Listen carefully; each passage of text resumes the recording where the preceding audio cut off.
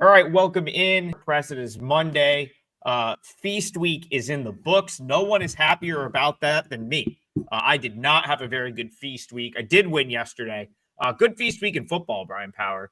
Not a good feast week in basketball. We got to turn it around. But I did get a basketball winner yesterday. Brian, I know, well, first of all, you were ranting off camera. We should tell the folks that Chicago State, South Carolina State is canceled, and you're not very happy about that, are you? No, I'm not. I had a play on the over, and it was going to win. Trig and Rob, I'm telling you right now, that was a good-looking play. It was two terrible defensive teams. I opened the write-up by noting two 0-8 teams playing at a noon Eastern time slot on a Monday. What's not to love here? Why would we not bet this game?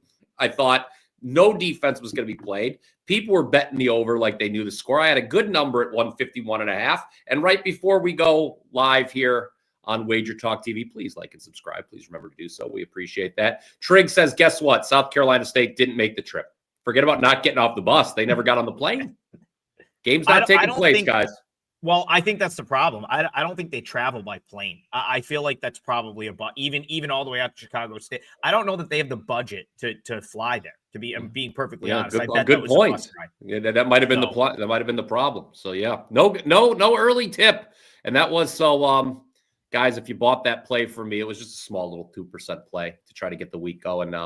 Customer service will refund you. I'm sure they're very nice people. Tell them BP sent you. Rob, I think you're muted. Rob, you're muted, but let's get you in here. How is your Thanksgiving? How is your feast week? All right. Well, let's say this. The time spent with family was wonderful. Until last night's, and maybe, you guys have been in the business long enough. Sometimes one game changes the whole flow for everything. It hadn't been good for about 3 days. And then last night, I have a 5% Denver team total over 24.5. And guess what?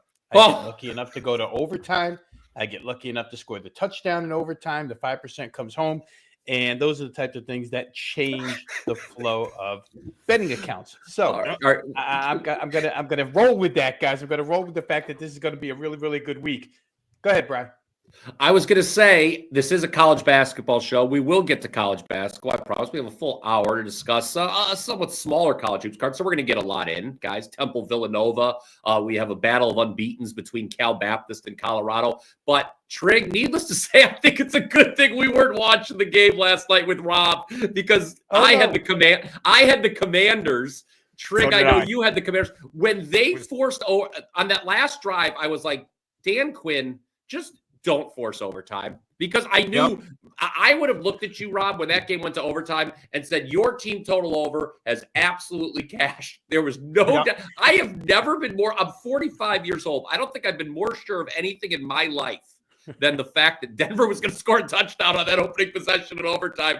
And boy, did they make us sweat on the comeback. I tweeted. It's very rare I get emotional on X.com, guys, but I did tweet in the wee hours last night. For the love of Christ, please go for 2, Dan Quinn. He did. I didn't care that he missed it, quite frankly. Sorry to all you Commanders fans. But we all win on Sunday night. And I had a 5% winner, too, yesterday in football with the over in Rams-Panthers. That was a very easy win, quite frankly. Hey, Adam, real quick, Mike, when I was muted, I was asking you, if you're South Carolina State, how do you even schedule that trip? If, in fact, the reason is we don't have the budget to fly, how do you even schedule that game? Did you think you were going to drive cars there, or what was the deal? I don't know what the logistics are of that. I feel like you can do that trip by bus. Maybe they were flying. I don't know. I mean, they do have to leave campus to play by games. I just know that that they don't have like a huge. I don't think they have a very big budget, and that was my guess. So Tom Frey, have your college basketball been profitable this season? I can't speak for the other two. Mine has not to this point, and I want to for full transparency, I had one of the worst weeks that I can personally remember betting this sport, from about Tuesday to Saturday. Monday, I went 5-1. Yesterday, I went 4-1, but most of it was football. Tuesday, Wednesday, Thursday, Friday, Saturday was as bad as it gets for me. I was on the wrong end of every overtime. I was on the wrong end of every late game situation. So, no, to answer your question, no, it hasn't been profitable to this point. It's super frustrating, but it's also December 1st. We got a lot of season left, so I'm ready to cash a few tickets. Go ahead, Brian. Yeah, happy December, everybody. For me, I'm basically dead even. I was on a nice run, and then Friday happened. Two of the most rotten losers you could have going into the weekend. Trig, I believe you were on both of these with me. We gave out Wright. It was probably the reason they lost. Yeah, we gave out Wright State. Let's stay positive, Trig. It's almost the holiday season. But we had Wright State. We gave that out in the afternoon on Friday. They're out a double-digit dog that's up outright at the half against Butler. They get absolutely smoked in the second half. And then Mississippi State, I had at night on Friday against SMU. They were winning the entire second half. Of course, the game goes to overtime and they lose. So that was a frustrating Friday in college hoops. But like I said, got it back in the NFL yesterday and ready for a nice week. Although, I guess, I don't know, back to the drawing board with my over being canceled this afternoon. Again, guys, if you're catching us late, the Chicago State, South Carolina State game scheduled for a noon Eastern time tip on Monday. 2 0-8 teams will not be taking place. South Carolina State was unable to make the trip. Yeah, well, we've rambled for 5 minutes, but I guess that was the time sort of allotted to talk that day game, which is now not happening. So let's actually talk some basketball now, 6 minutes into the show, because there is a lot to talk about today. There's still, just because there's no top 25 games doesn't mean there's not a lot of good spots to look at on the card. So I guess we'll kick it off out in Philly. This is a Big Five matchup, if you will. Temple, Villanova. I'll bring Rob in here. This is his neck of the woods, and then we'll go to BP. Is this game at This is at Villanova, I believe, on Villanova's campus, correct? This is on Villanova's campus, yeah. They don't, it's interesting, guys. They became very, very, I don't know, Villanova's money, a little bit of an elitist attitude, and they won't play in places like the Palestra much anymore. We don't go to those places. You come to us over here in Bryn Mawr and play at Villanova. So that's just a little sidebar there. Go ahead, Adam. No, I wanted to kick off the breakdown and just kind of make sure, because you always got to check with these Philly schools. Are they playing like Nova has two arenas? They're either going to play at the Pavilion or they're going to play downtown, or sometimes they play in the Palestra. So yeah, start us off, Brian. Temple, Villanova. Oh, no, I was just going to add that the winner here, they're doing a Big Five Classic deal. You talk about Philly at large. The winner here is playing Penn on Saturday. So, and the loser, I don't know what happens to the loser if they just, eat cheesesteaks, or maybe Rob has some information on that. But yeah, I think that's the deal. The winner of this game gets to face another Philly school, Penn, on Saturday. All right, so real quick, let's get going here with the game, guys. For me, two big factors. One, no Duke Brennan for Villanova. They win without him the other day, but Duke Brennan now out indefinitely. And I'm going to give you a quote from Kevin Willard on his absence, talking about having to play without him and having to play smaller as a group. He said, that's something we're still not very good at because we don't have time to practice it. The more we practice it, the more comfortable we'll get with five guys out there who can shoot, pass, and dribble. Last year, Villanova shot the three real well. They shot the lights out against this Temple team. Adam Fisher, head coach of Temple, said going into it last year, we wanted to take away their threes. We didn't do it. They shot over 50%. They made shots we didn't execute. Just compound that with his statement about this year's team.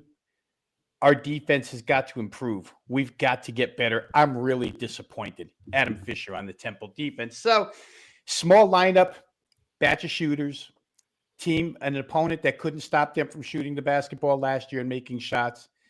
This year, it's probably the same boat. But then you do have the other side where Villanova is not really accustomed to doing what they have to do tonight. It makes for an interesting matchup. For me, I'm fairly interested in playing the over here, guys, and it's been bet down. I think if it might come down a couple more points, I might get involved. I haven't bet it yet.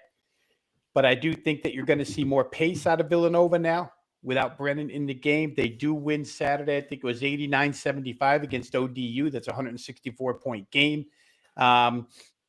Temple, not the most dependable when it comes to the offensive side, but I think when you're lacking size on the other side, you can get a lot of second chances and stuff like that wouldn't have occurred if Brennan was in the lineup. So for me, just very briefly, it will be a shot at the over, and maybe a slight one, if in fact I can get this thing knocked down a couple more points. If there's enough bandwagon to the move and push it even further down. I think I could like it if I get to 47.5. I think I'll be there on the over in that game.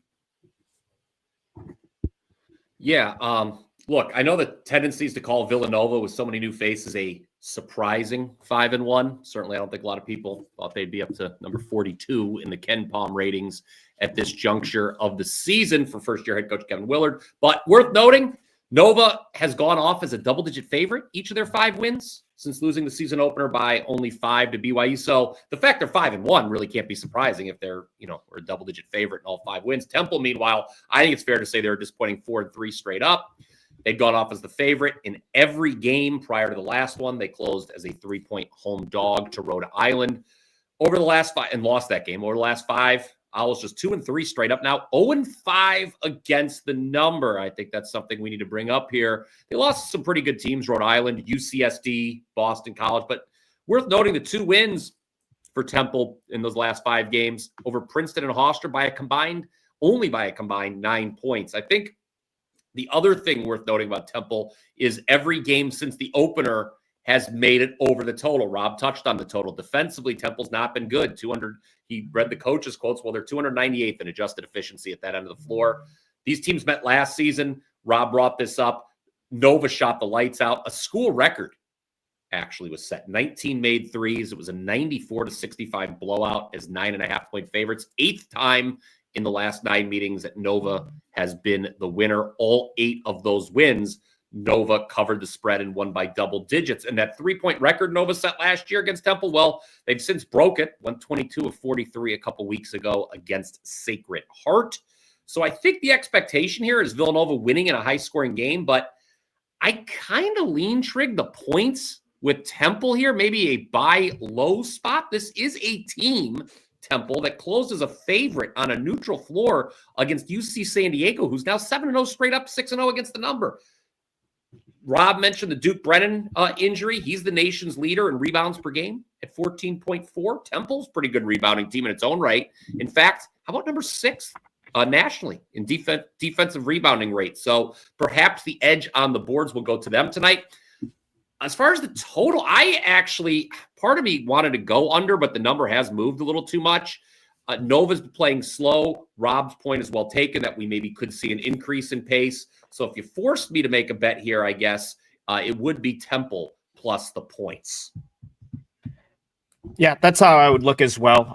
My initial number was very close to what the market was. I just was trying to pull it up here. I made it 13. So it opened 14. I agree with the move down to 12.5. So a couple things I'll say about Villanova. Like they're definitely a better coached team with Kevin Willard. Like they're not struggling in these like playing down like they did at times under Kyle Neptune, but they are like, this is not a good basketball team. Like on paper, like you look at this roster, this is a bad roster for Big East standards. I mean, they're basically their 2 big gets in the portal were Duke Brennan, who's now out, and Askew from Long Beach State. Like this just isn't a very good roster. And I think that will catch up with them once they get into like playing some teams that are in their weight class. Now, Temple, I wish I had more faith in Temple. I wish I was higher on them because I probably would have taken the 14 at the open. I just haven't been for a lot of the things, that sort of Rob pointed out with the amount of points they'll give up, so on and so forth. But like you look at this Villanova team, and yes, they did come back and make that BYU scoreline respectable. Lost by 5, ended up covering. They were down big at one point in that game. And then the teams that they're playing to this point, Queens, Sacred Heart, Duquesne, LaSalle, Old Dominion, like as you said, Brian, they're double-digit favorites in every game. Some of those teams like struggle to play up. And I think that'll be a theme of sort of the show today is like trying to evaluate teams playing up in these types of games because we have a lot of matchups like that today. Now, Temple is already sort of up. Like the American is not really a mid-major conference. Like I know like people will say it is now, but like they're still playing teams like Memphis and UAB. I don't really think that this is like Nova against Sacred Heart or Nova against Duquesne. But yet the Sacred Heart line or I'm sorry, the Duquesne line, I think was similar, 10.5. Sacred Heart, I believe they were a 20-point dog. But like the thing is, like Temple's probably a little bit better than the last 5 teams Villanova played. You take Brendan out, I think you have an okay bet with Temple plus the points here. Yeah. All right. Nova, no, I was gonna say Nova was at home a favorite of 17 or more in 3 of the 4 home games during this win streak. And Keith makes a good point. Like they've got Michigan on deck.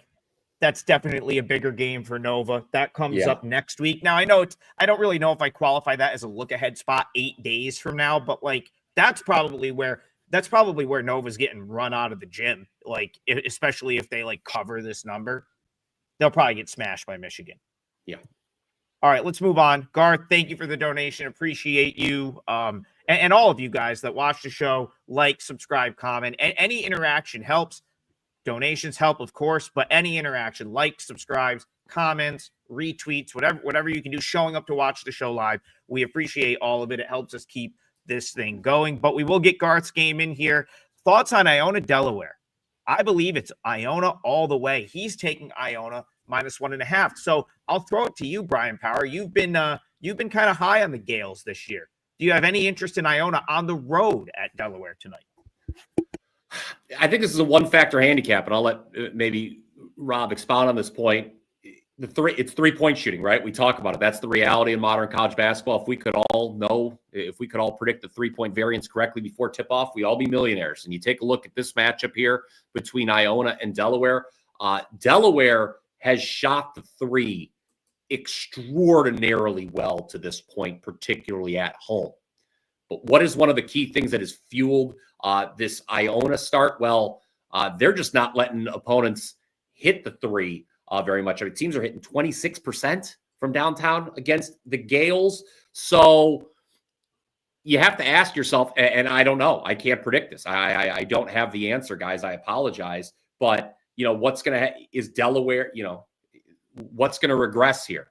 Is it Delaware's 3-point shooting or Iona's 3-point shooting against? I don't know if Rob has any insight there as I weasel my way out. Well, and let's say this. The Delaware's point distribution, 5th highest in the nation coming from 3-point range. So to say they're dependent upon the 3 is an understatement at this point in time. You go back the last couple of games, they shot it really well. Last game, 13 of 25. But prior to that against Southern Illinois, 8 of 30. And I think if you focus on taking their perimeter away, which Iona obviously has been good at this year, we don't want to say you can stop them, but you can contain them. And containing them is probably enough for Iona to win here at a game that's near pick'em. Certainly, Iona has more options. They're somewhat 3-point dependent too, but nowhere near the level of what Delaware has been so far this year. Good news for Delaware. It's in their home gym. It's not a huge factor as far as fans helping the side is concerned. Bob Carpenter Auditorium or Gymnasium, whatever it's called over here in Newark. Not really a big home floor advantage at this point in time. But it is the deciding factor in this game, Brian, whether or not Delaware comes through and bangs out. And they're going to have to hit a bunch of 3s. Let's put it that way, because defensively, they're inept for the most part. So Iona should score their share. To me, it's a bit surprising that the number is where it is, given the way that Iona has shown to play this season. I would look that way, guys, just based upon how Delaware's numbers have bounced. It's another reason why a lot of times you just can't look at the overall. Go back and scout individual games and see if a team is capable of playing 3-point defense. Did Delaware shoot good against that team? And it's why I bring up the Southern Illinois game. So for me, it would be Iona here. Adam's muted. Muted. Hold on. So I want to bring this comment up. This is interesting to me because I think a lot of people think this way, and I somewhat disagree, and I guess I'll kind of base my handicap off this. So line is weird. It should be Iona -6. I very much disagree with that. I make Delaware a 1-point favorite on their home floor here. Now, does it mean I'm going to rush to bet Delaware +1.5? No, but like the that thought process, I think, has permeated into the market with Iona. Now, I'll go back to the summer and coming into the season. Iona makes a coaching change. They go from Tobin Anderson, who was only there for a couple years. He was the guy that took Fairleigh Dickinson to the tournament, beat Purdue, took the Iona job, and kind of was a little bit surprising. I know in MAC circles, I talked to a lot of people in the that are tuned into the MAC because Siena is a MAC school. Very surprising that Iona sort of went the direction they did. Got rid of Tobin Anderson, bring in Dan Giroux, who was an NBA guy, assistant from somewhere. I don't know where he was an assistant, but his comments going into the season were very much almost like, hey, we're really starting this from the ground up. It's almost like a year zero. If you read between the lines, I know Rob's a big comments guy and listening to what the coaches are trying to tell you. I felt like he was telling us, hey, if we don't look great coming out of the gate, just give us time. We're trying to do this the right way. I got, the guys I want in and I want to build this thing.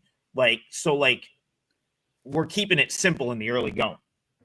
What did Iona do? They came out and shot the lights out in their first few games. Could not miss a shot.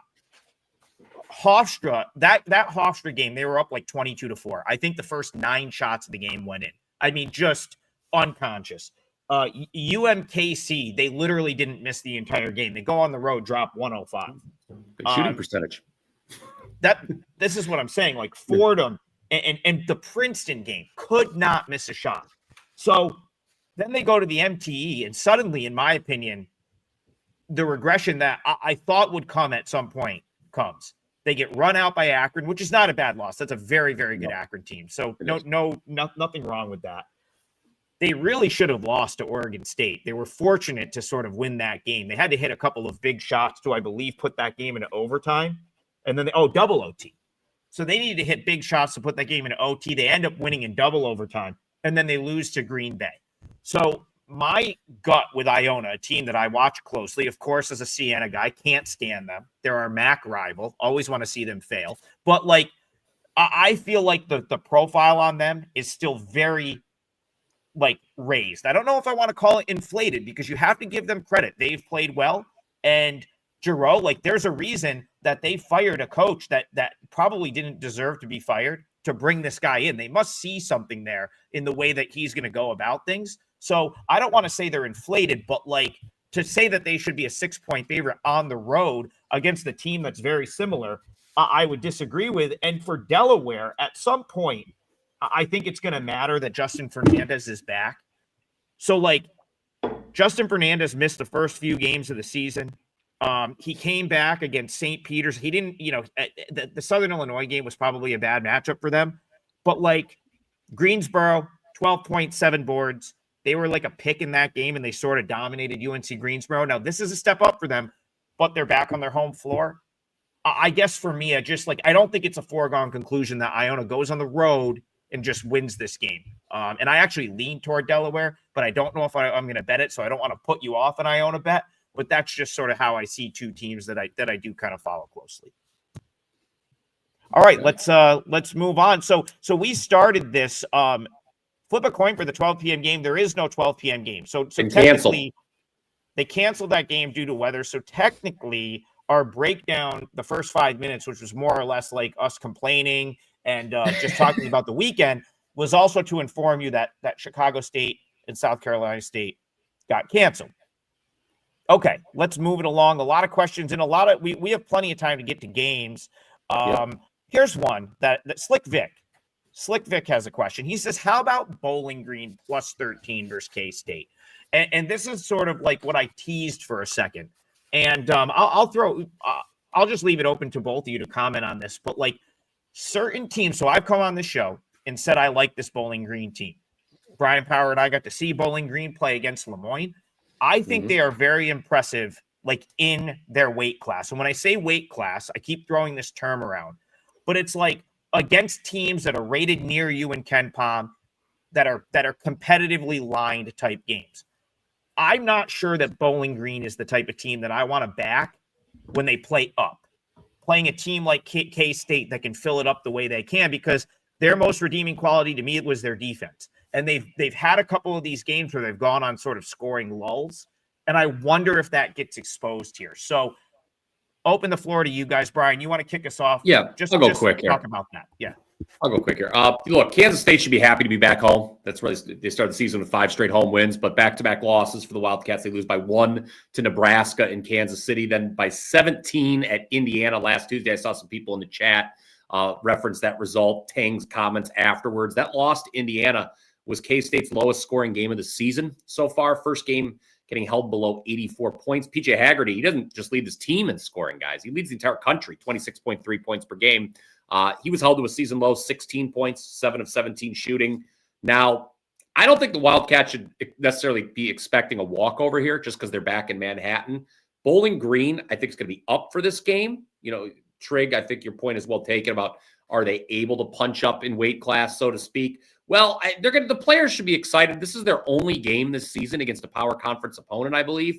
The Falcons, number 4 in the country when it comes to forcing turnovers, not to mention top 25 in defensive rebound rate. Of course, some of that does have to do with a fairly pedestrian schedule. You mentioned us seeing BG in person, Trig.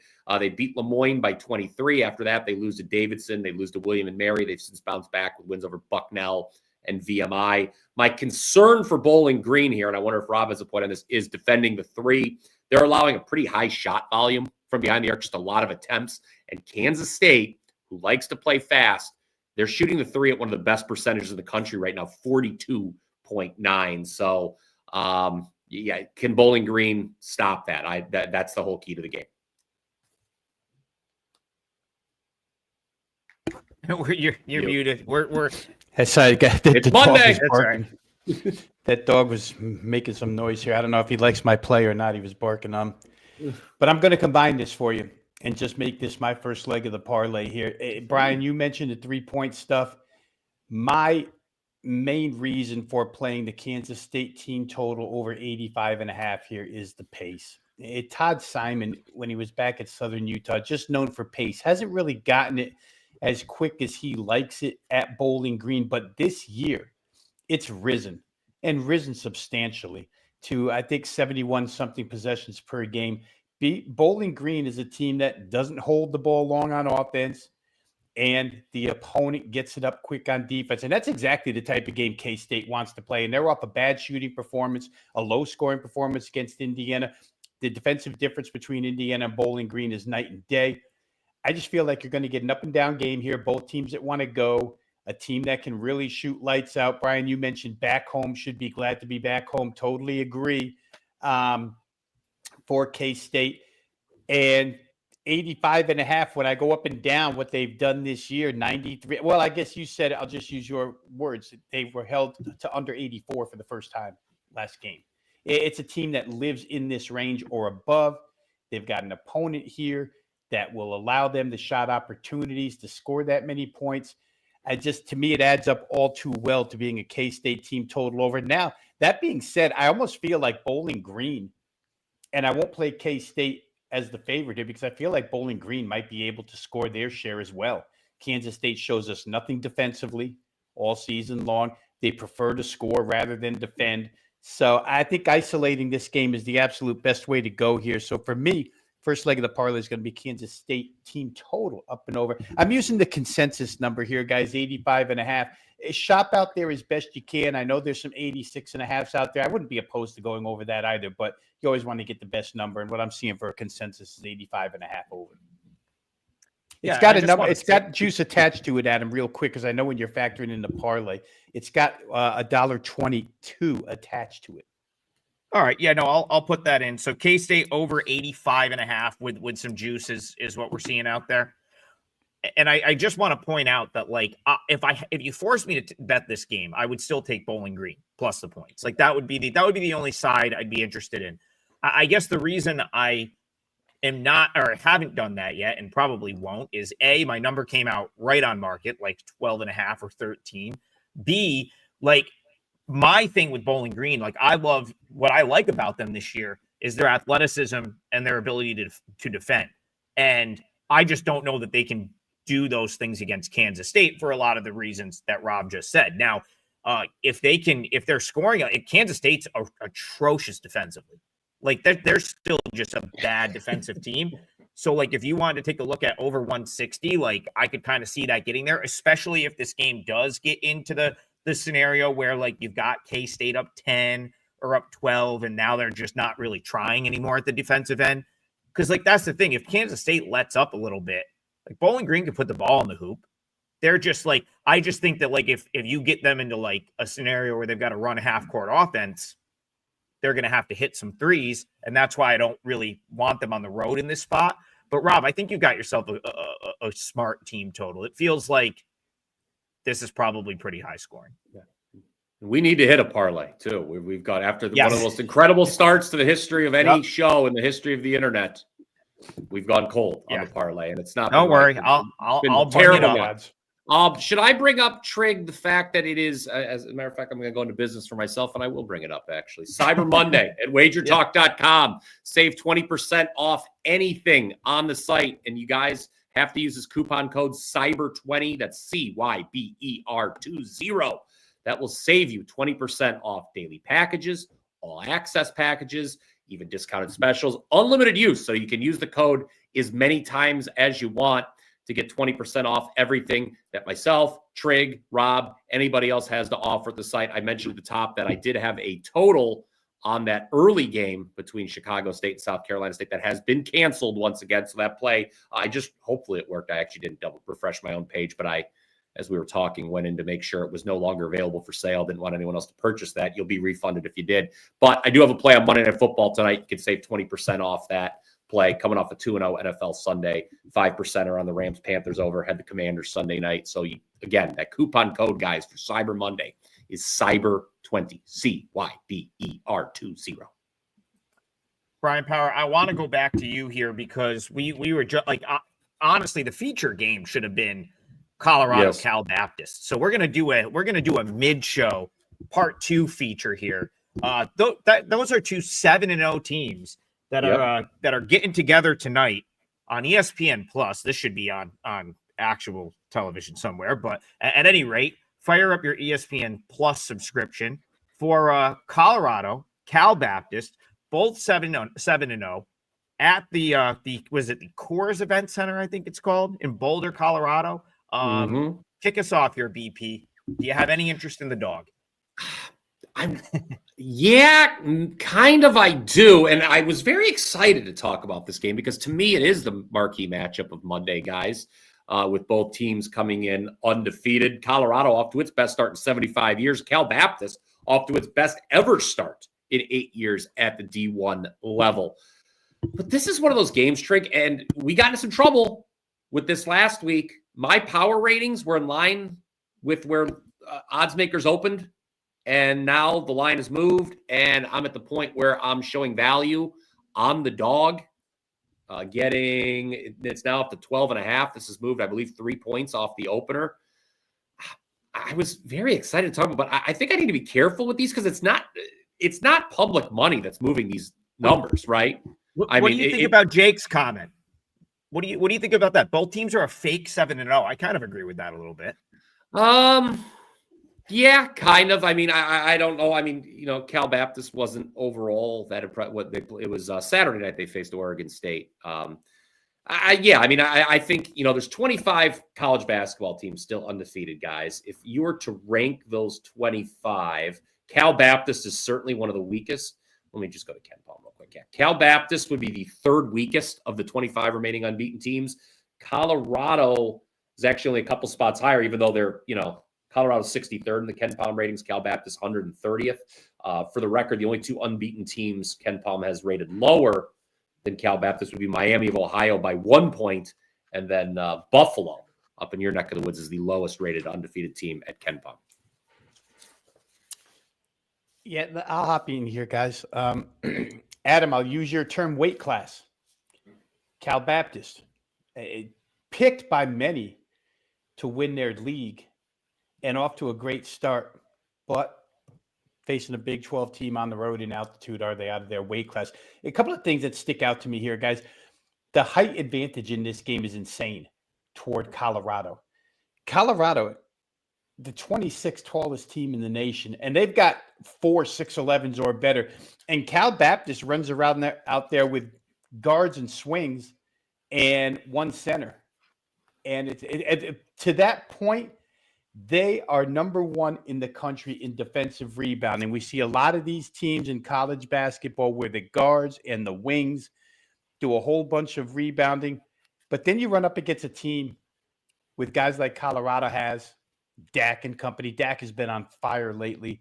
For those who may get to watch the stream and have never seen him play, a 7'1" guy who can put it on the floor from beyond the three-point arc and get to the rim. Just a multi-skilled big guy. But Colorado has multiple big guys. And it just, the rebounding edge to me has to go to Colorado in a huge way here, even though Cal Baptist does have that very gaudy number one ranking. They're a good defensive team. Rick Croy, known for defense.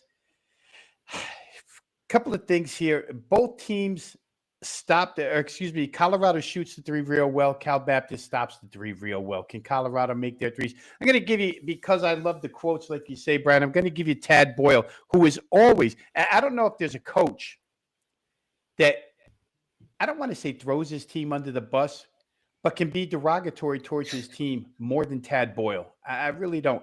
And here's what he said. They just come off of winning the Acrisure Holiday Tournament, right?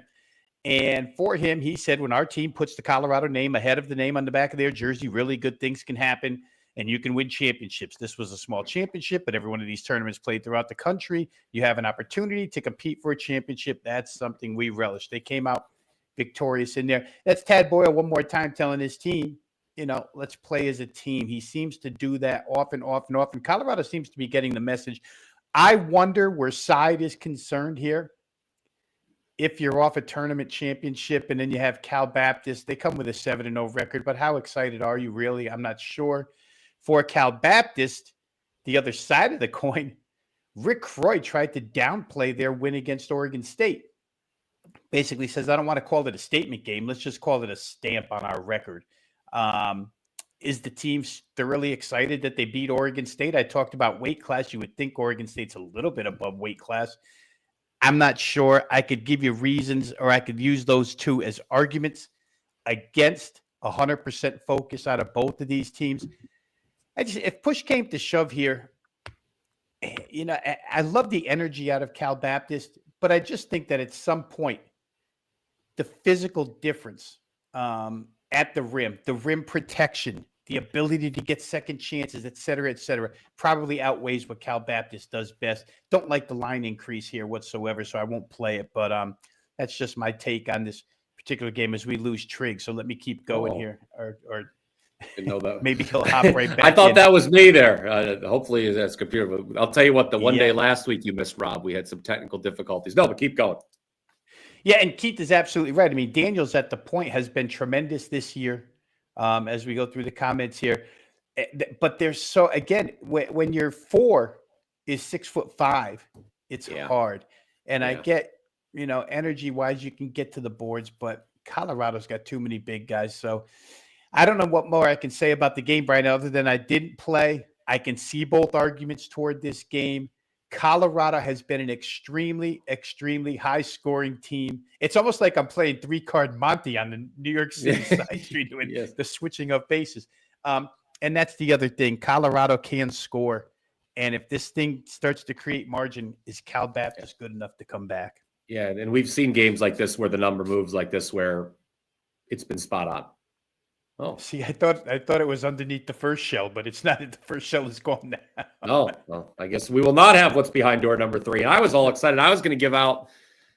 I don't know. I'm leaning towards Temple as my leg of the parlay, guys. I know that we're 2/3 of the way into the show, almost hit the 40-minute mark, and we've only got one leg of the parlay in.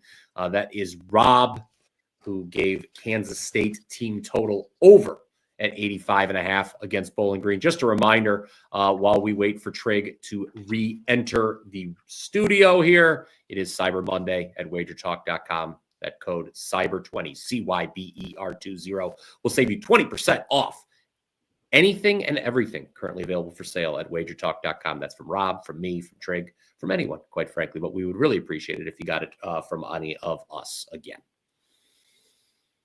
You back, Trig? He's figuring it out. No, he's not. It doesn't seem like I see you, Trig, but He's got I no don't hear volume, you. he's telling us. Oh, no volume. No volume. Okay. Well, shall we move to the next game here, Rob? I think we've expanded on Cal Baptist Colorado enough. I think we should go to the next game. You want to do Portland Stanford, the late night game? Because I've got notes on Portland and Stanford here. Let me just make a note when we hit this here. All right, Portland, Stanford. I think, Rob, it is very fair to ask what Stanford is going to have left in the tank here after a couple crazy wins in an MTE out in Palm Springs last week. They rallied to beat Minnesota 72-68 in the closing minutes. Then the miracle buzzer beater to beat St. Louis. If you guys haven't seen that, you'll want to Google it. Now, the Cardinal are saying there's going to be no letdown here. Of course, they wouldn't be going to say, yeah, I think we're going to, it's probably going to be a letdown and we're going to suck our next game. No, they're not going to say that publicly. But this is a big number, Rob. My concern to lay with against a Portland team that is already 3-0 straight up against the number against California teams this season. Pilots beat Long Beach State by 20 as a 5.5-point home favorite Wednesday. But what discourages me from the Portland side here, all of their wins so far have come at home. Only true road game to this point was in Laramie. Obviously, that's a tough place to play against Wyoming. Portland gets buried by 37 out there, though. That's a bad result, even as tough as it is to play in Laramie. We've got some international flavor on this Portland roster. They play fast, but turn it over a lot. Meanwhile, Stanford's adjusted tempo even faster than Portland's. They're forcing a lot of turnovers. Do not give up many offensive rebounds. Top 10 in defensive rebound rate. My thought here, Rob, and it may twist my arm a little bit for my leg of the parlay if you were to concur. I think Portland struggles to score here. And if so, Brian, then you play this game under 155.5. Whether the pace is what it's supposed to be by numbers or not. I would, to further on that, I would worry about your first point here. As somebody who had the St. Louis team total Saturday night over 79.5 or 80.5, excuse me, and watched St. Louis run through Stanford like they weren't even there in the first half. St. Louis puts up 47 points and then come back in the second half and can't make a shot. That happened to us with Georgia when we were trying to win that parlay. 53 first half points. And I was like, you wonder what happens in the second half. But your initial point was how much is left in the tank for Stanford. Those were two incredible wins in a meaningful tournament. Now you're back home as a 17.5-point favorite in a less meaningful game. I just don't know that the same amount of focus is provided out of the Stanford team. And Portland, for what it's worth, we talked about Delaware being extremely dependent, which a lot of these low mid-majors, I'll call them, what a lot of these types of teams are is dependent upon the three-point line. Portland's the opposite. Portland, inside the arc, is where they make their living. And so, if fouls come into play here when you're going and when you're attacking the rim, you draw free throws, et cetera, et cetera. And I wonder if the matchup here, if Stanford is any bit lackadaisical. I know, we use this kind of angle a lot in football, Brian, where, situational letdown. And I just don't, and in college basketball, teams have to get up even quicker as far as time between games is concerned. You know what I mean? You just win a tournament over the weekend. Now you're back home and you got to do it. I just don't know that I would say throwing the statistics away is not a real good thing to do. No. But lessening their value in this instance and putting more credence into the situation. Portland obviously is going to come in here. It's Stanford, for goodness sakes. They're going to give it their best shot. A David Goliath type scenario, 17.5-point dog. For Stanford, it could be just, get off of me, you little gnats. They could probably turn it on at the end if it's a close game. Maybe, and this is dependent upon which way you think there's two sides of the fence here, but possibly if Stanford comes out slow, you look Portland first half, and then maybe Stanford wakes up and blows them out second half. That could be a possibility too. But Portland might be good enough to hang within 17.5 here. Yeah, I kind of concur too. It is a major letdown spot. Stanford's got UNLV on deck. So if you're wondering what they've got up next, Adam Trigger, is he able to speak? Can you guys hear me? Yes, I we can. Can you hear us? Doesn't seem. Oh, he can't like hear us, it. but we can hear him now. Yeah, it's going kind of slow. You're here. Oh. And when I was coming back in, I had no audio. So yeah, this is what about now? Has it Oh, the stream was a little you were moving in slow motion there. I felt like you're on ether over there. Yeah, I was gonna say Fear and Loathing in Las Vegas, Rob. I'll tell you what. This one on my end too. Thought I was in the car with Johnny Depp and Benicio del Toro again. All right. Okay, go ahead. I think let me just talk for a second. I think it's all right. If not, my whole thing just crashed out of nowhere. So yeah, I don't know if I had too much stuff. I really don't know what that's never happened to me before. We're just a total everything just shut off. So I think we're back. Or you guys can hear me okay? I mean, yeah, I can hear you. We finished Cal Baptist, Colorado, and we moved on to Portland and Stanford. I think the general consensus was between Rob and I, it's obviously a very tough spot for Stanford coming off the crazy wins in the MTE last week. So, we shall see. It's a big number to lay after, an incredible win against St. Louis. Yeah, we can. Did you guys do? I'm sorry, Brian. Did you give your parlay leg out yet? I haven't, but I'm going to do it right now. As a matter of fact, because the numbers go ahead and do it. The numbers moving, and I've struggled, guys. It's a limited slate. I was looking. I'll be honest with you.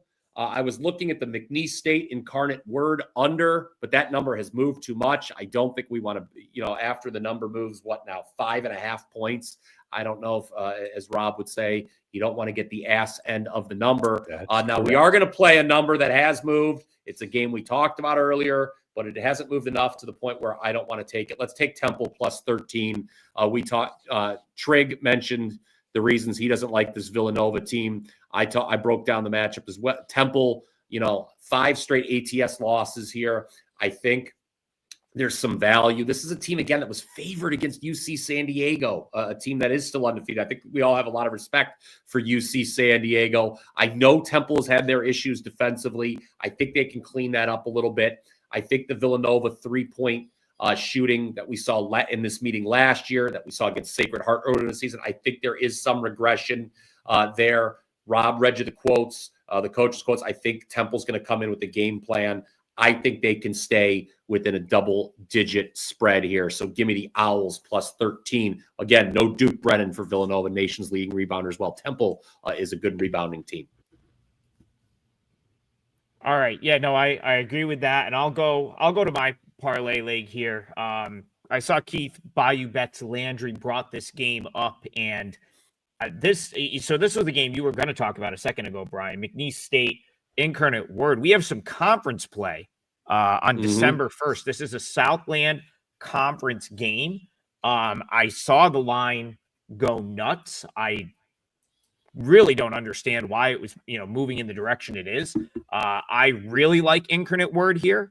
I think that they are a very undervalued sort of team in this league. I think if there's going to be a team that presses McNeese State at the top of this conference, it is Incarnate Word.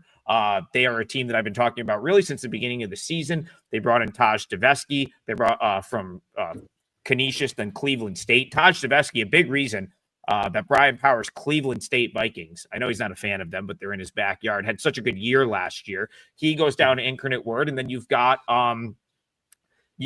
Harold Woods from Northeastern. He was a guy I liked at Northeastern, was surprised to see him down there. They were able to keep Jordan Pike, who had a great CBI last year. So, for me, this team has a ton of upside. McNeese was getting bet this morning like people were out. And I've been really trying to confirm that over the last hour or so. I don't see anything about Incarnate Word missing players for this game. And it is a conference game. So it's not going to be just a game that they're not going to, that they can just take off, if you will. So I think, and I've been seeing this a lot in college basketball these days, where there's a lot of head fakes in the market, and there is a lot of setting up. And I think what happened here is someone sharp at McNeese State knowing that everyone would piggyback their McNeese State action. Because, of course, McNeese State is a sort of a known commodity. It's a short slate.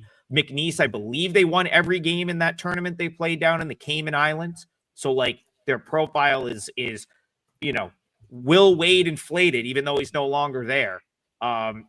This game is at Incarnate Word. Like, this line is out of control. And so I actually think I'm going to throw this in on the client card. Brian, while I'm doing that, can you tell me is it still 10.5? I think I'm seeing mostly 10.5. 10.5. 10.5 is the consensus line. Yes. There are some 11s that are beginning to show in the market, though. Yeah, like 11 is crazy. There's no way it can go higher than 11. This opened 7.5. Initial bump was to 9.5. I was ready to play back at 9.5. Bayou Bets is finishing my handicap in the chat. I know, but I almost want Bayou Bets to get up here and just talk about this game. He's a Southland Conference guy. He's a Southeast Louisiana guy. He follows this conference as close as anyone does. This game was 65-67 last year at McNeese against Wade's team. Yeah, that's a good point. Another point that I sort of already started is like Pike comes back, they return all of these players, and then they get a guy like Taj Devesky, who there was a point in time I wrote an article about this like 2 or 3 years ago, where when he was going into his sophomore season at Canisius, I thought he could win MAC Player of the Year. Like, I literally thought he was going to be one of the best 3 or 4 players in the MAC, and he got hurt 2 games into the season, never played the rest of the year. Last year, he ends up sort of flying under the radar, really good at Cleveland State. Incarnate Word has a roster that's better than the rest of the Southland. The only team in the Southland that's better is McNeese State. They're not 11 points better, especially with the game at Incarnate Word. So that will be, we'll take 10.5 for the parlay. If you can get 11, that's great. But yeah, that's what my parlay league's going to be. All right. You want to recap the parlay now here, Trig? Or? No, I actually want you guys to talk about a different game while I catch up. So, okay. Yeah, Brian, throw one out there that we haven't talked about yet, because I don't even know what we've talked about. I was knocked off for 10 minutes. Yeah, I remember it was. You know what? There's 2 games that I think we can mention. We can hit on. I want to do Tarleton State, Cincinnati, or St. Francis and Xavier. Cincinnati plays Xavier coming up, so it's arguably a look ahead spot for both teams. You want to do Tarleton State here? I can hit that. So hold on. Yeah, kick that one off. I got some thoughts there as well. Okay, let me just note that in time. All right. Tarleton State and Cincinnati, guys. Cincinnati. Trick, I believe you mentioned this on last week's show, a horrific loss to Eastern Michigan, 64-56 last week. Bearcats were 24.5-point home favorites in that game. Never led. That's a very, very bad result for a proud program. And that's now 4 straight games where the Bearcats have failed to cover the number, guys. 2 outright losses in that stretch. The other was against Louisville, obviously far more excusable. One might think smash spot here for Cincy, but as I just noted, they got Xavier on deck. That's always a big rivalry game. You guys know that. Plus, the Bearcats dealing with 2 key injuries, Baba Miller and Jalen Celestine. The result of these injuries has been a slower pace and predictably worse offense. Now, I don't exactly want to run to the window to bet Tarleton State either. Trig, I know that you have that very nice gear on right here. I know that you have my Tarleton shirt on. Yeah. But this is a Tarleton team that was actually trailing D2 Midwestern State by 11 at the half on Friday. So both teams are coming off. They did come back, unlike Cincinnati. So these are 2 teams not exactly off their finest hour. Tarleton also, I believe, Trig, correct me if I'm wrong, they're without 2 of their top 3 scorers as well. So, guys, if you're looking to bet this game, let's monitor the injury news. Maybe Rob or Trig has some more insight there. Looking at the odds screen, we've seen this total get bet up. If these injuries are if these guys are still out, I would I'd punch back at the market here maybe and consider an under. That probably makes the most sense. And I'll leave the total for Rob. All I'm going to say, yes, I did throw the Tarleton shirt on today. Wanted to support the guys. I have some friends down there. I love it. Stephenville, Texas. Hope to get back down there this year. I do think, yeah. So Dior Johnson didn't play in Tarleton's most recent game. There was another one of their top players Maybe it was McDowell. I don't have it offhand, but the point is, like, I think that's probably priced in already. Like, I don't know how it is, because like I don't know how like they would, like assume that those guys are out. But this number tells me that the assumption is that Tarleton's going to be a little short-handed here. I would have, like, full strength, I make this probably closer to like 13. So 18, like there's to me, there's no value there in laying it with Cincy. Like, I think that that's what the number should be, assuming Dior's not going to play or whoever else is out. Yeah, Eastern Michigan to go in there and just win that game the way they did. I mean that's Eastern Michigan is still like a work in progress. Like, I think is that still Stan Heath there? Maybe he's got a couple of guys, and like I noted a couple of weeks ago when we talked about Eastern Michigan that the roster has some intriguing pieces, but man, to just get like wire to wire beat in your home building by that team, and Cincinnati's got another couple. There was another game where they weren't particularly impressive. I mean, that's really what I've got. I don't think I could. I got nothing to really push you one way or the other. I would just say, like, if you're taking Cincy thinking that, oh, Tarleton's missing a couple guys, like, to me, that's already reflected in the line. So I don't think that should be your reasoning. Yeah, it's Mpaka. Yeah, that's right. I would think, Adam, that just from a, components of handicap standpoint, you've had since Wednesday to stew over that Eastern Michigan loss, especially if you're the head coach. I think they played after that. I think they had one after that. Cincinnati? No, I don't think they did. Oh, no. I thought they played NJIT, or was that before? That was before. Okay, never mind. Disregard. So you had like 5 days, and the common thought process here, at least for me, would be you're home, you're off a horrendous home loss, you're coming out from the opening tip on fire. First half numbers, Cincinnati 10.5. However, in college basketball, I think what we've learned, I don't know that this has changed, guys, over, I don't know. I've been doing this as a profession since 1992, so 33 years. I don't think this has changed in college basketball. Guards dictate everything.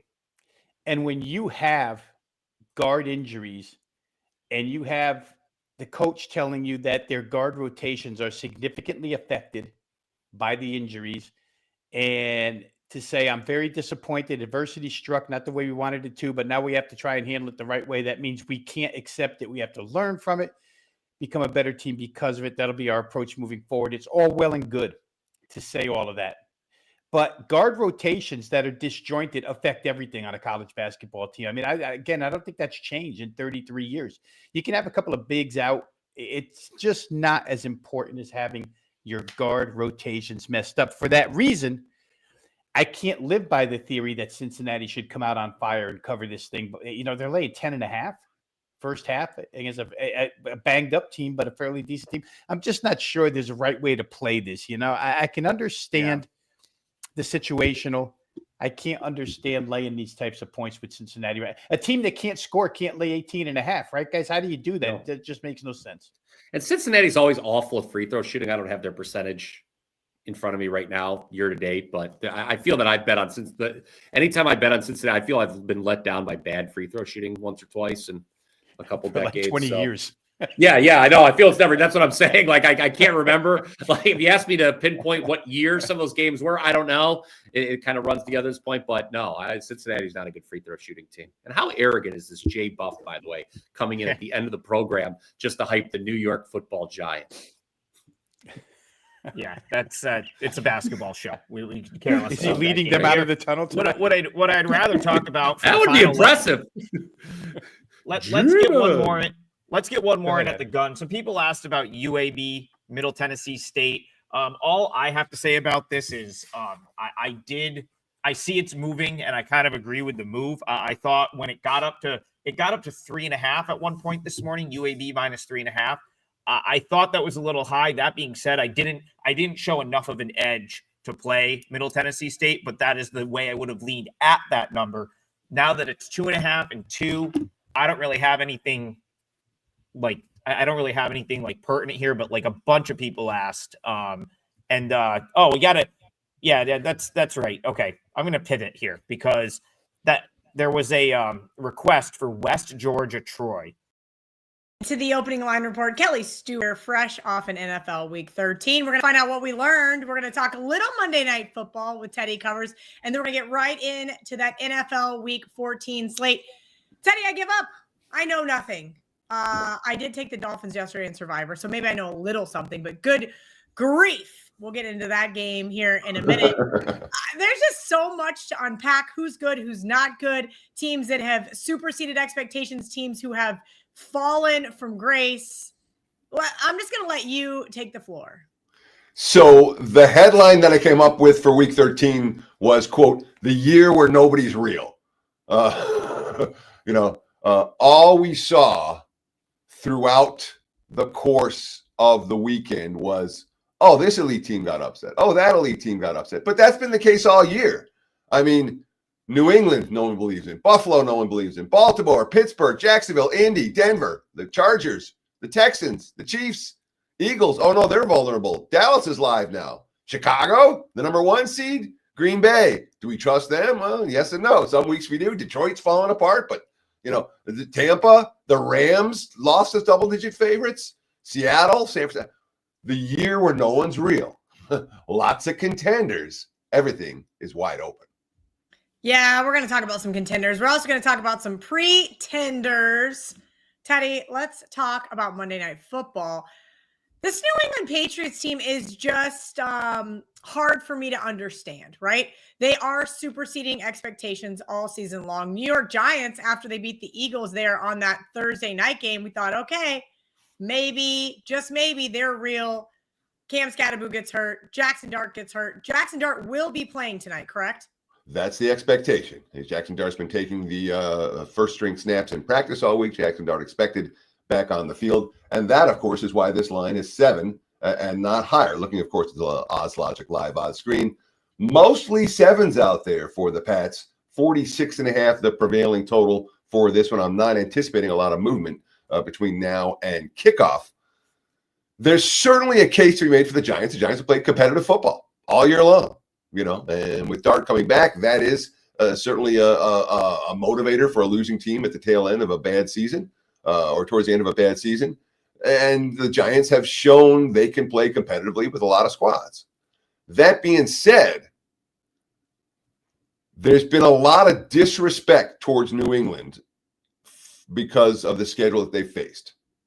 Okay, well, first, the Giants aren't any good. And second, you can only play the teams that are in front of you. The Pats were good enough to go to Tampa and win. They were good enough to go to Buffalo and win. And all of a sudden now they get a national TV home game to say, hey, we're real. We're the number 1 seed in the AFC.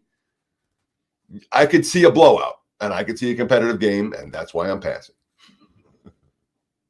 And it's okay to pass sometimes, guys. That is something that is okay, even though it is 14 weeks into the NFL season and it is a Monday Night Football game and everybody's antsy to either continue winning or not. Dallas, Detroit on Thursday Night Football, Teddy. I mentioned pretenders. We mentioned Detroit's recent struggles, at least against the spread, and then most recently on Thanksgiving. Dallas Cowboys, though, I don't know. I said a couple of weeks ago I like this team as a barking dog. Now, here they are. Are they barking once again? Yeah, before we get into Thursday night, there's just a couple of things I want to clean up.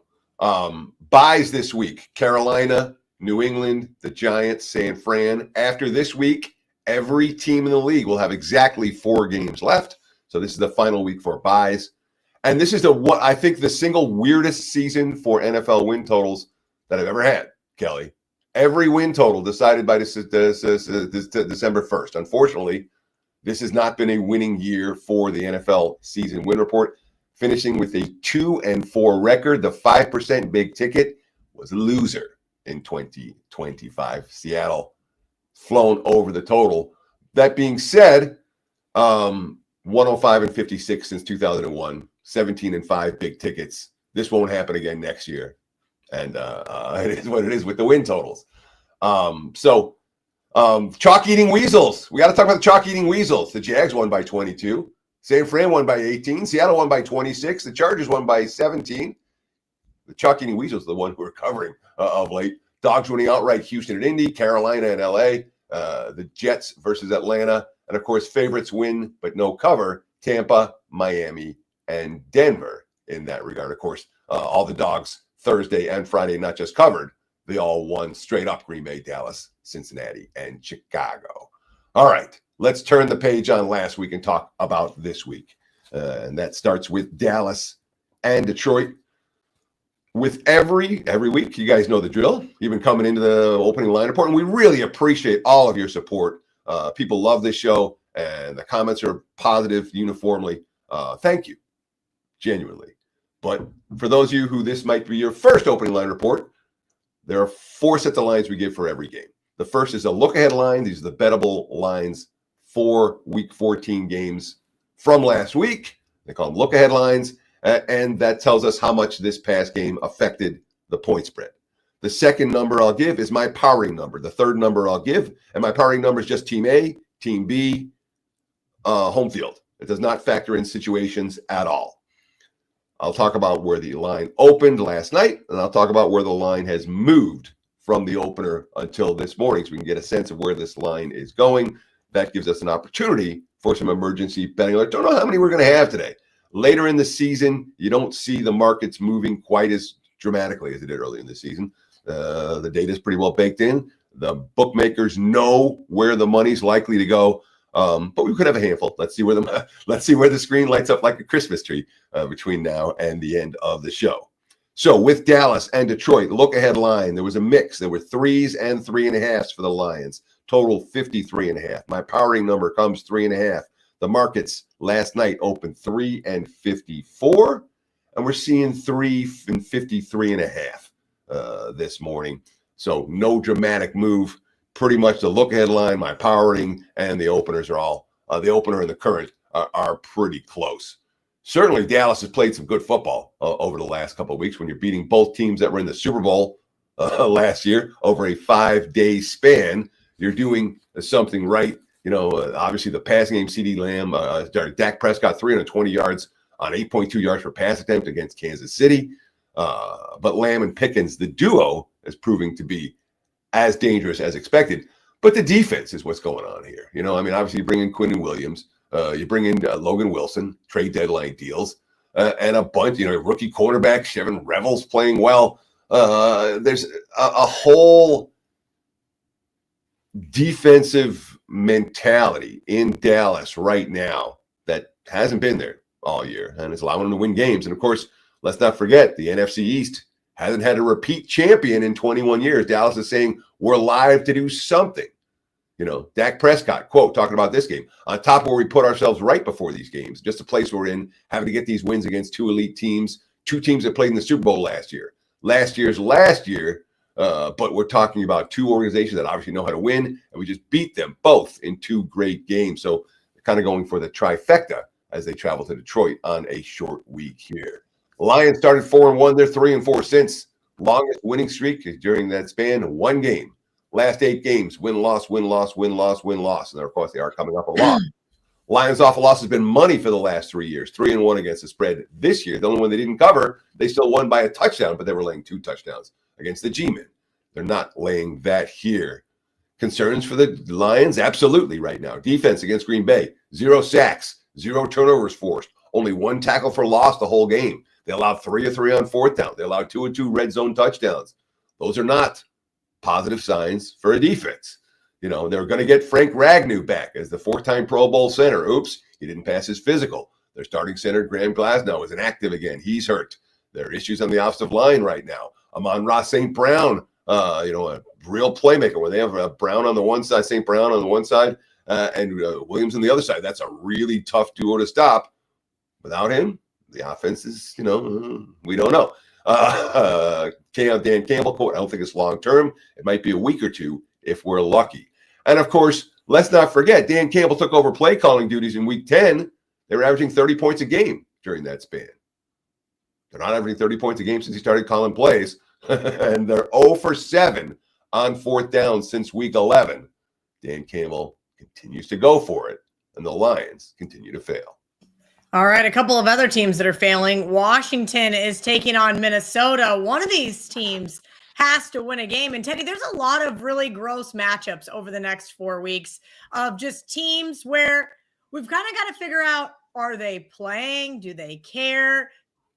It's kind of iffy, right? Minnesota yesterday, I wanted to take Seattle in Survivor, and Brett said, well, we don't know anything about this kid. And I said, you're right, I don't. And I started reading about him. I'm like, this kid's going to get his doors blown off. And the first series, I thought, all right, Max, he didn't look so bad. And then he did what rookies do. As you're getting sacked, you throw an interception, pick six, and the game was over right after that. Kind of talk about where you're looking for in any of these games where teams maybe have 1, 2, 3 wins on the season. And how do we actually break down anything outside of a mathematical perspective? It's key to note that while an organization may say, we want the number 1 pick, in the NBA, they're happy taking the players. All right, yeah. We'll play hard for 3.5 quarters, and you guys can play defense in the 4th, and we won't. It'll be fine. In the NFL, that doesn't really happen.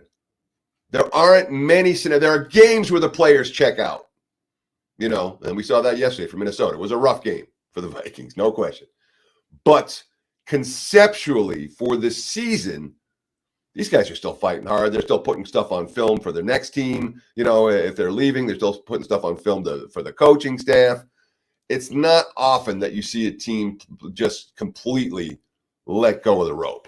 And I haven't seen that from either one of these two teams. Minnesota had a really bad game yesterday, but it's not like this team has said, all right, we're completely done.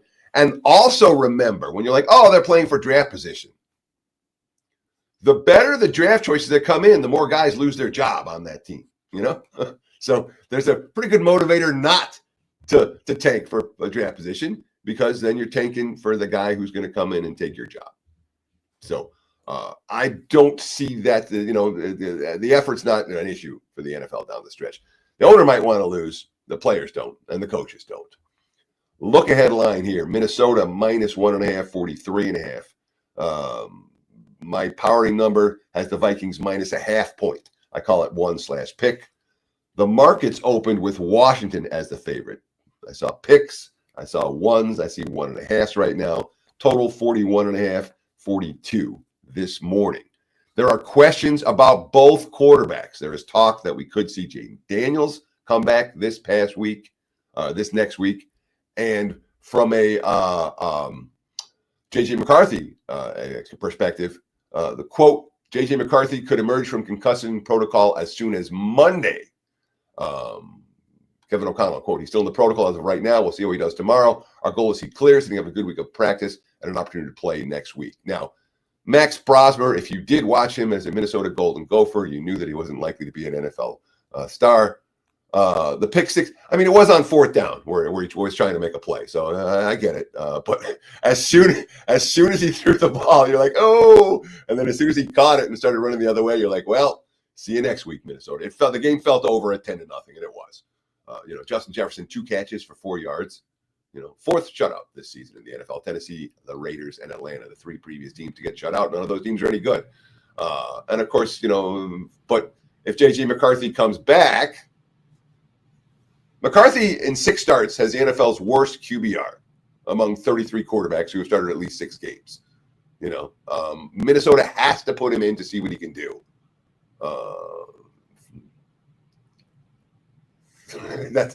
And of course, Washington's played hard the last 2 weeks. They've taken a pair of teams to overtime, and now they have back-to-back overtime losses, 7-game losing streak. And the quotes coming out of Washington, we're real happy. Mariota, quote, we're going in the right direction. It's not exactly where we want to be, but I think putting together a great week of practice, I think we just continue to stack these overtime losses. Regardless of what it looks like for us, it's all about the process and the journey. And the more we can find ways to improve week to week, I think that sets a solid foundation for what's to come. All right. Dan Quinn took over the defensive play calling duties 2 games ago, and their defense has been better. They allowed only 42 points in those ball games. Terry McLaurin came back. Dan Quinn, another positive quote. There was progress that was made. Certainly in the run game, we got plenty of room to grow in that. Hate the outcome, but I do love the fight and where we're at. So you don't usually see positive quotes like that from a team that's 3-9 in the midst of a disastrous season and on a 7-game losing streak. Nonetheless, Washington pleased with back-to-back overtime losses. Pleased with back-to-back overtime losses. That sounds crazy to say out loud. A team that has won, I believe, 5 of their last 6 and helped me somehow survive yesterday, Teddy. I cannot believe that onside kick about gave me a heart attack. And Johnny Detroit, too, he had him. And I was texting, I'm going to lose my mind, but they got the job done. Now they play the New York Jets. Hey, the Jets got a win for me yesterday. Nick Folk's field goal was, I was like, what was that? And it still somehow went. Yeah. It looked like I kicked it and it went up through the uprights. So not a bad day yesterday for me from these two teams.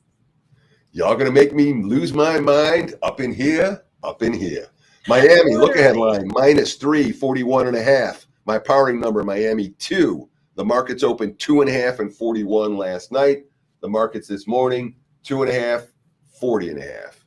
And Tua had a rough day yesterday, 12 completions, no touchdowns, only 1 interception. He's thrown for less than 200 yards 7 times this year.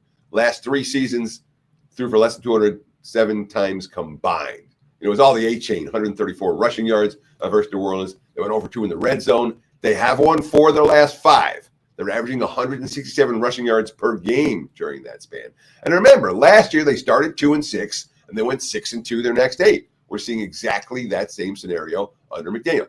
Teams don't quit. All right. Minka Fitzpatrick, quote, I really appreciate how much this defense has been fighting. We obviously had a pretty rough start to the season. Even throughout our downs and our low periods, we were sticking together. As for the Jets, hey, the Jets are 3-2 in their last 5 games. And the losses to the Pats and the Ravens. No shame there. You know, Jets have a better record since the trade deadline than the Colts do. And the Colts were the ones that got Sauce Gardner. A.D. Mitchell has already established himself as a solid player. And, of course, with Garrett Wilson on the injury reserve, he was their best offensive weapon yesterday. Tyrod Taylor, officially in the serviceable category. You talk about folks' field goal to win. There were some ugly field goals that went through yesterday. But Taylor, quote, it felt amazing. It wasn't a perfect game by any means. We speak about our brand of football and being complimentary to one another in all phases. I think this was the perfect game to show that. The Jets haven't played much complimentary football this year. Folks' field goal put the third, offense, defense, and special teams, the icing on the cake in that regard. And Jets with a chance to win 2 in a row for the first time this season. And my powering number says there's a little bit of value at the current price. There's a lot of value for me here in a teaser perspective for the Jets. I'll take it probably and run. Teddy, there's 2 more teams. We're just going to get through this rough stretch here on the odds logic screen. Tennessee, 1 win on the season. Cleveland got 1 win there versus the Raiders. A lot of people backed him yesterday. I know huge steam came in on Cleveland early in the week with no avail. I was not impressed by this Cleveland Browns team in the slightest. I feel like they didn't quit per se. They weren't able to get anything going against the Niners. Is that more of a testament to this Niners team? A little bit from column A, a little bit from column B. What was wrong with Cleveland yesterday was their special team. Their special teams had a truly disastrous day. When you're a bad team as an underdog, what you can't do is take kickoffs, run out of bounds at the 5-yard line. You can't muff punts. There were 3 different special teams miscues for Cleveland yesterday, all of which led to San Francisco points, and you can't do that. And, of course, when things went south, they went south. The Browns aren't a team that's really capable. It's almost like the sense of we talked about the Minnesota being down 10-0 and the game's over. Cleveland's not a team that's going to rally from any double-digit deficits. They did it once this year. That was when Joe Flacco was at QB. Look headline here, Browns -3.5, 34.5. Look at that total. My powering number is Cleveland 4.5 for this ball game, which tells you what I think about Tennessee. Markets open. There were 3.5s and 4s last night. 33.5 this total. And that's what we're seeing this morning. 3.5s and 4s. I don't think the market's going up. When you look at Cleveland, I'm not saying that I don't think there's a lot of people that are going to go, yeah, let's lay 4 with the Browns and ask them to win by 5 or more. So that means, Dan, this is one where we can actually get together and put an emergency betting alert in place, even though my powering number said this should be higher. If you want the Titans, you can get a +4 now. I'm not convinced it's going to be there later in the week. So Tennessee plus the 4. And it's another game for Tennessee where just bizarre game plan. Cam Ward, 41 dropbacks to pass. In those 41 dropbacks, he netted 121 yards. And they ran the ball 14 times. 67 yards rushing. They ran the ball 6 effectively, and they just didn't do it much. I've said it all year. I continue to say it. The issue in Tennessee is an offensive line problem. And Ward now has 10 games this season in which he's been sacked at least 3 times. The only quarterback in NFL history to be sacked more than 3 times in more than 10 games in a season. Warren Moon in 1984.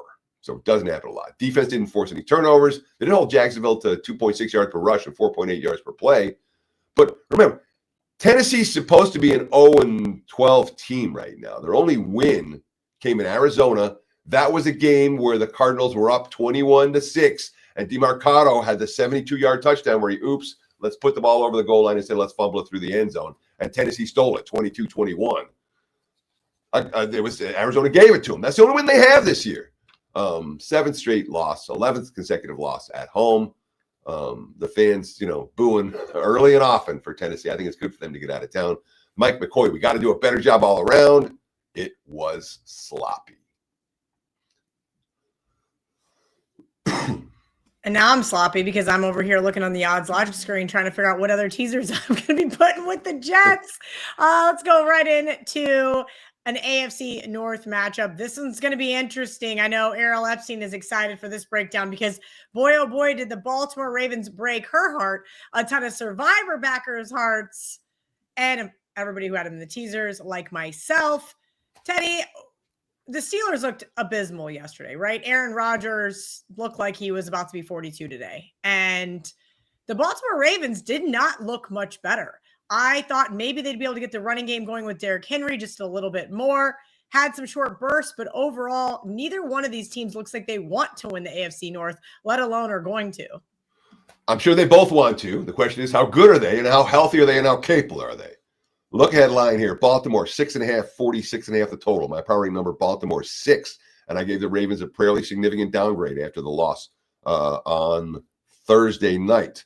Powering number, the markets opened 6.5, 43.5 last night.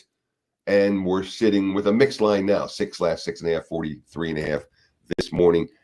And it's an injury question for both. Well, certainly for Baltimore. I mean, they had won 5 in a row, but Lamar Jackson hadn't thrown a touchdown pass in the last 2. Jackson is clearly playing. He's very hurt. All right. The guy can't run. He has the fewest career rushing yards in his season as a rookie, 695. He's got more than 6,000 yards since then, better than 6 yards per carry, full career. This year, again, his fewest in a season is 695. This year, he's got 264, and 70 of those came in week 1. So he's got under 200 yards rushing since week 1.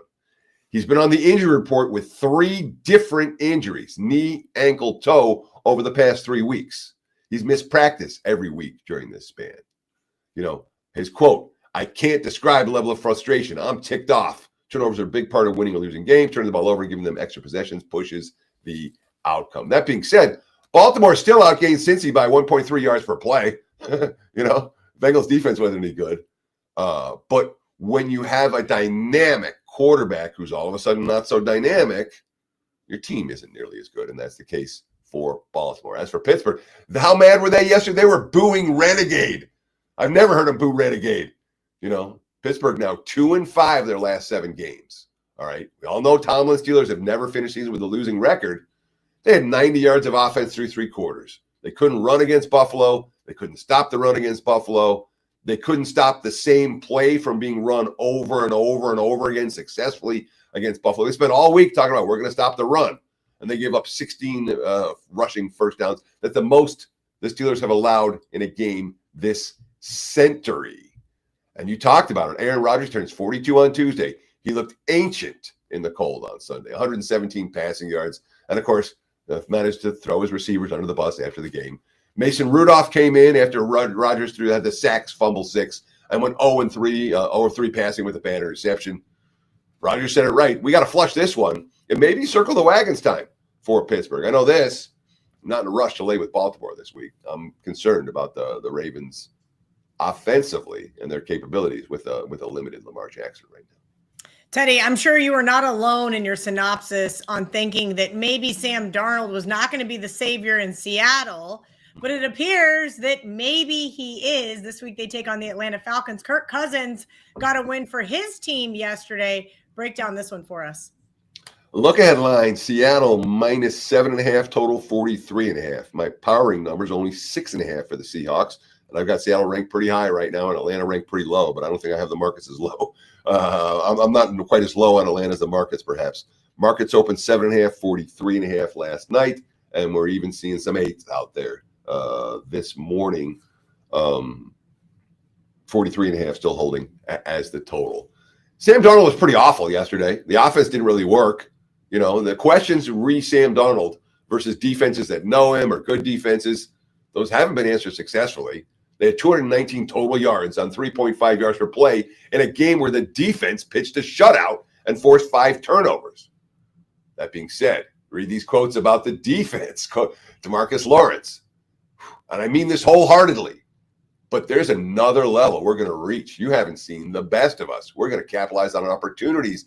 This is the best defense I've played on in my 12 NFL seasons. That's DeMarcus Lawrence. Sam Darnold, quote, "It's unbelievable we have a defense like this, just consistently. For us in offense, especially me personally, like I hate putting them in positions to where I'm getting a sack, a fumble, the defense is recovering it. Now all of a sudden they're down to the red zone. But with that type of defense, Seattle can have games like they did yesterday from Sam Darnold and company and still win." Raheem Morris, I mean, he crashed and burned as Tampa Bay head coach. It was a disaster there. It got worse every year. His third year was he didn't make it through. A decade later, he got a second try as a head coach, and boy, we're seeing more of the same. Atlanta's 1-6 straight up their last 7. The only win came against the Saints. 2-5 ATS during this span. Bijan Robinson had 142 rushing yards. Kirk Cousins didn't throw a pick. Atlanta scored 3 touchdowns and 3 red zone tries. Only had 1 penalty. The Jets had 9. You're supposed to win those games. And they had the ball in a tie game, a chance to win. They punted instead and gave the Jets enough time to score. That's on the coach. Not well done. Falcons, not a team the market's excited about right now, and that explains the difference perhaps between my powering number and the current market. But all we're seeing is Seattle money right now, early in the week. Yeah, I kind of don't blame everybody. Seattle in a teaser looks pretty easy to take and not have to stress. We'll see how that one ends up panning out for me. Another teaser team, Jacksonville, back at home, now playing Indianapolis. Teddy, Indianapolis was one of those teams that started off red hot. I'm not saying they fizzled out just yet, but is that what we're kind of seeing? Did they, quote unquote, peak too early? No, I think they just had a bad game yesterday. That said, the Jags are playing good football. Look ahead line here, Indy 48.5.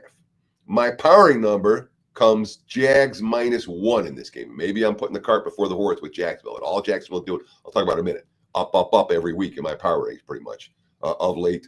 So I got Jags -1. The markets opened Indy -1.5, 47.5 last night. And again, looking at that Odds Logic live odds screen, I'm seeing 1.5. I'm seeing 1.5 with juice. I'm seeing even a 2 out there for the Colts total sitting there at 47.5. Yes, they've lost 3 of their last 4. The concern for Indy right now, just like the concern for Baltimore, we talk about Lamar Jackson being well less than 100%. Daniel Jones is playing hurt, and it's pretty clear, And because he's playing hurt, what are we seeing? Opposing teams are putting all kinds of pressure on him. The recent trends of Colts opponents sending extra rushers and blitzing Jones, an area where he excelled earlier in the season. Well, there's been limitation in this. He's limited right now. Only 1 pass attempt outside the pocket on Sunday. That's the fewest that he's had all year. He never scrambled despite the constant pass rush, and there's nobody behind him. You have Anthony Richardson, who had the facial fracture. He's not playing. And then you have the rookie backup, Riley Leonard. So it's Danny Dimes. Michael Pittman, the wide receiver, quote, "We knew he's tough about the decision to be playing, so we've got to keep going." Danny Dimes. I definitely expect a high sense of urgency and guys being ready, eager to correct what we need to correct. No one's losing confidence, but we know what we have to do. The stadium in Jacksonville has been a house of horrors for Indy. They haven't won there since 2014. And the Jags now 4-1 straight up their last 5. The only game they lost during that span was a game they led at Houston 29-10 going into the 4th and then fell apart. Now, they couldn't run the football yesterday, but Trevor Lawrence played a clean game. The defense held Tennessee to 3.4 yards per play. They didn't turn the ball over. Now, they had 13 penalties. It wasn't clean everywhere. But Trevor Lawrence, I love this quote after the game. We're happy we won. No doubt about that. We came here to win, and that's what we did. But even to have that feeling of like, man, just didn't finish clean, I think that shows the maturity of this team too. Bad injury report for Jacksonville after the game. That's probably why Indy's the chalk right here. And my number maybe didn't factor in all the injuries because I don't sometimes get every injury on Sunday night.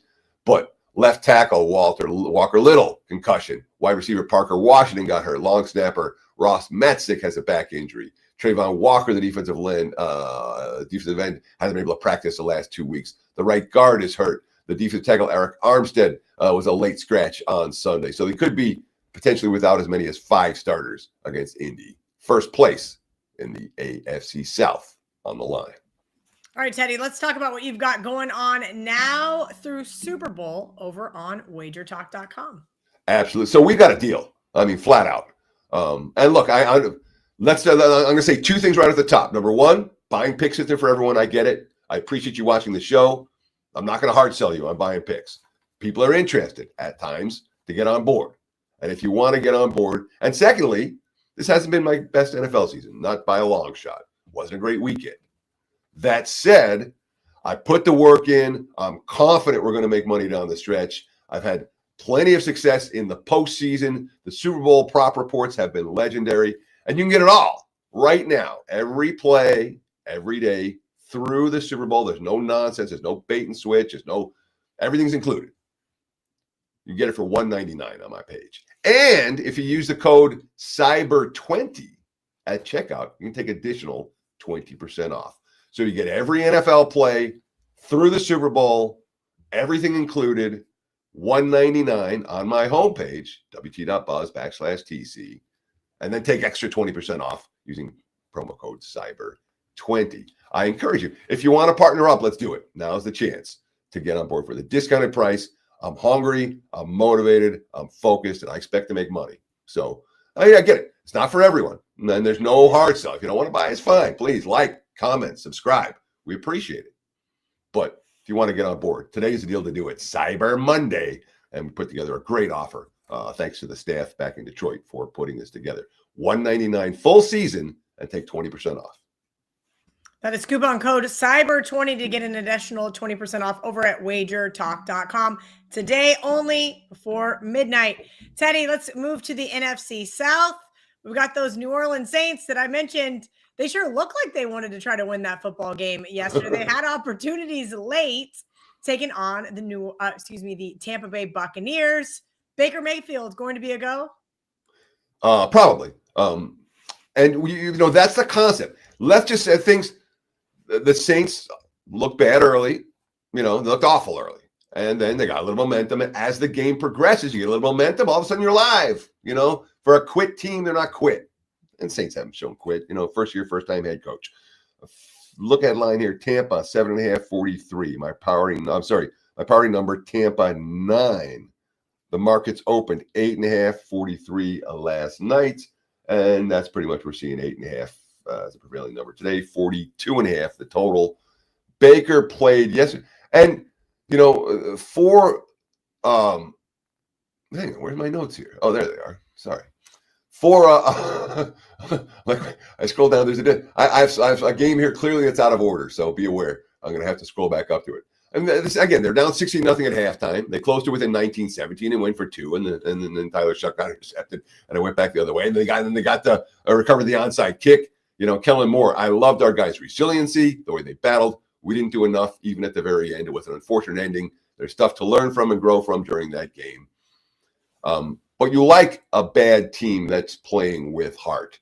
That being said, Tampa, they're getting healthier. Bucky Irving's back, leading rusher yesterday. Chris Godwin, their leading receiver yesterday. Mike Evans and Jalen McMillan. Jalen McMillan going to start their 21-day practice windows to return. The back door was wide open yesterday with Tampa's defense. They got outgained by more than 100 yards. They led by 2 touchdowns, couldn't hold it. but they were outgained by more than 100 yards and by 1.4 yards per play. The +2 turnovers helped them. Baker Mayfield, quote, "It's playoff mentality from here on out. We're in control of our own destiny, but it's not going to be easy." The Saints game might be easier, probably the easiest of the bunch. All right, we're going to move on to Cincinnati. Buffalo up next on the odds logic screen. Going in rotation order if you guys are following along here at home. Teddy, let's talk about these two teams. Cincinnati, Joe Burrow, boy, he didn't look that injured on Thanksgiving now, did he? No, he really didn't. Okay, yeah. So I know what I did. I know why my games are always in the right order. And then yesterday I had them for time order when I went back east for Thanksgiving, and I didn't put them back in rotation order. So I loaded them in time order for some reason. So that's why I'm going to be scrolling around a little bit here for a moment. Cincy and Buffalo, 6.5, 53.5 was a look ahead. My powering number, 6.5 for the Bills. The market's open 5.5, 51.5. And that's basically what we're seeing right now, 5.5, 51.5. Hasn't moved a whole lot. Again, Cincy with the impressive performance on Thursday night. They were outgained by 1.3 yards per play. Baltimore had 5 turnovers. It's not like Cincy's defense is getting better. They still give up 6.1 yards per play to a quarterback that can't run. That, and also, it was the fewest points Cincy's allowed all season. The first time they'd allowed 26 since anything less than 26 since week 1. Zach Taylor, that was kind of the first all-around play, a game we played all year. It wasn't perfect, but road division wins on Thursday night, nonetheless, never come easy. It started with our defense. Joe Burrow's back, and since he still went only 1 of 6 in the red zone, and Burrow was still only throwing for 5.4 yards per pass attempt. He was rusty. That being said, they went 1 and 8 without him.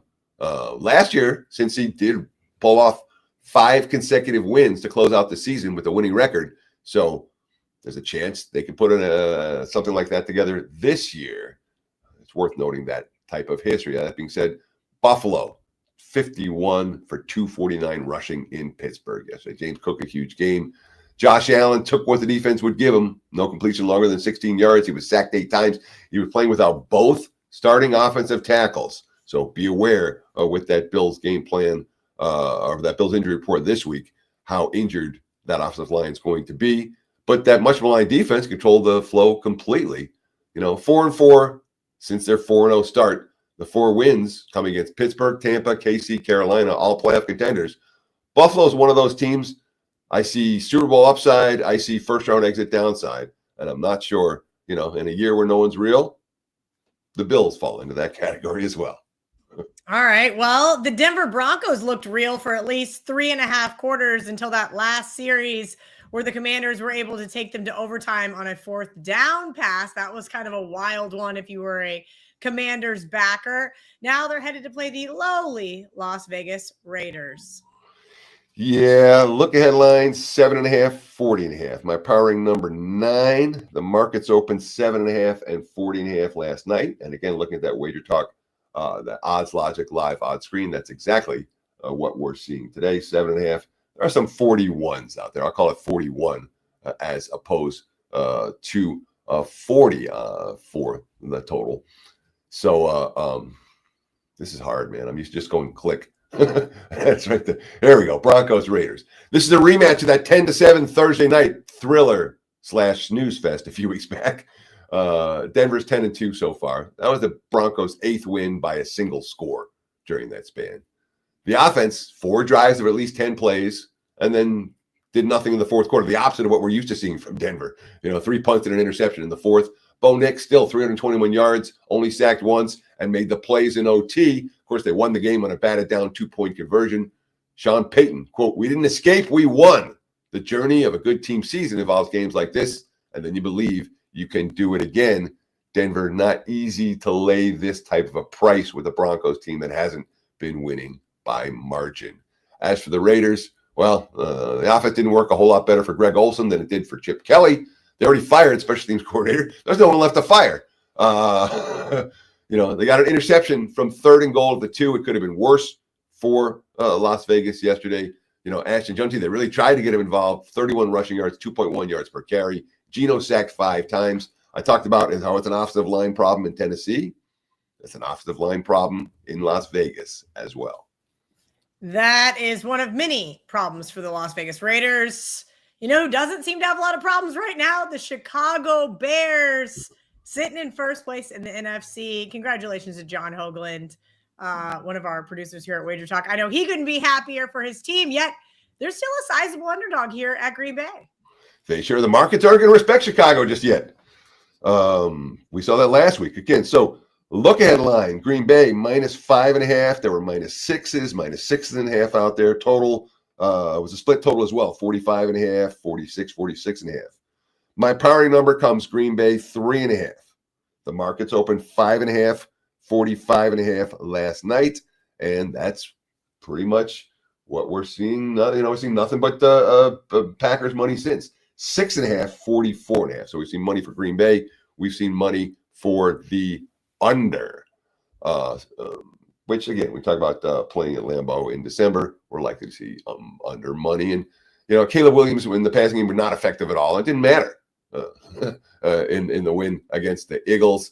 The defense forcing turnovers every week. And note the first downs. Bears 28, Eagles 14.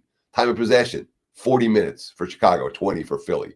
0-2 start for the Bears, 9-1 since, 5 straight wins. Ben Johnson. These guys feel pretty good about what they just did. It was hard to go on the road and beat a good team like that. They have a lot of belief in what we're doing. They have a lot of belief in themselves. They have a lot of belief in this coaching staff. So the confidence just starts to develop and continues to bubble over. Of course, they had 200-yard rushers, 47 carries, 281 yards. Can they do that in Green Bay?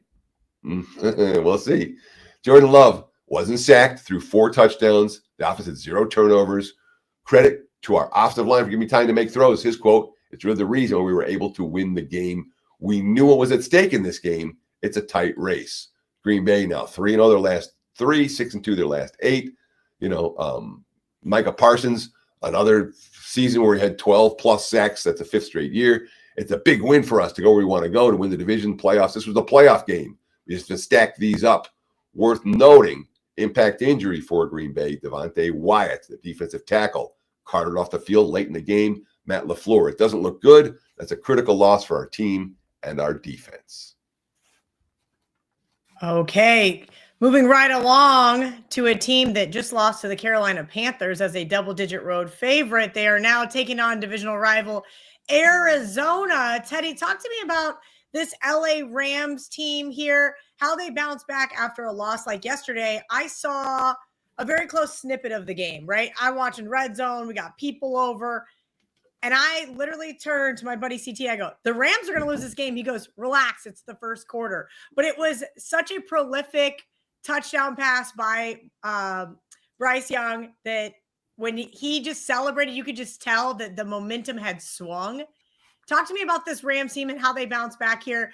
Arizona, I know we've been talking about all season long that basically they're going to clean house after this year. No more Kyler Murray, no more Gannon. What do teams make of stuff like that? Sure. First, I want to thank all you guys who are watching live.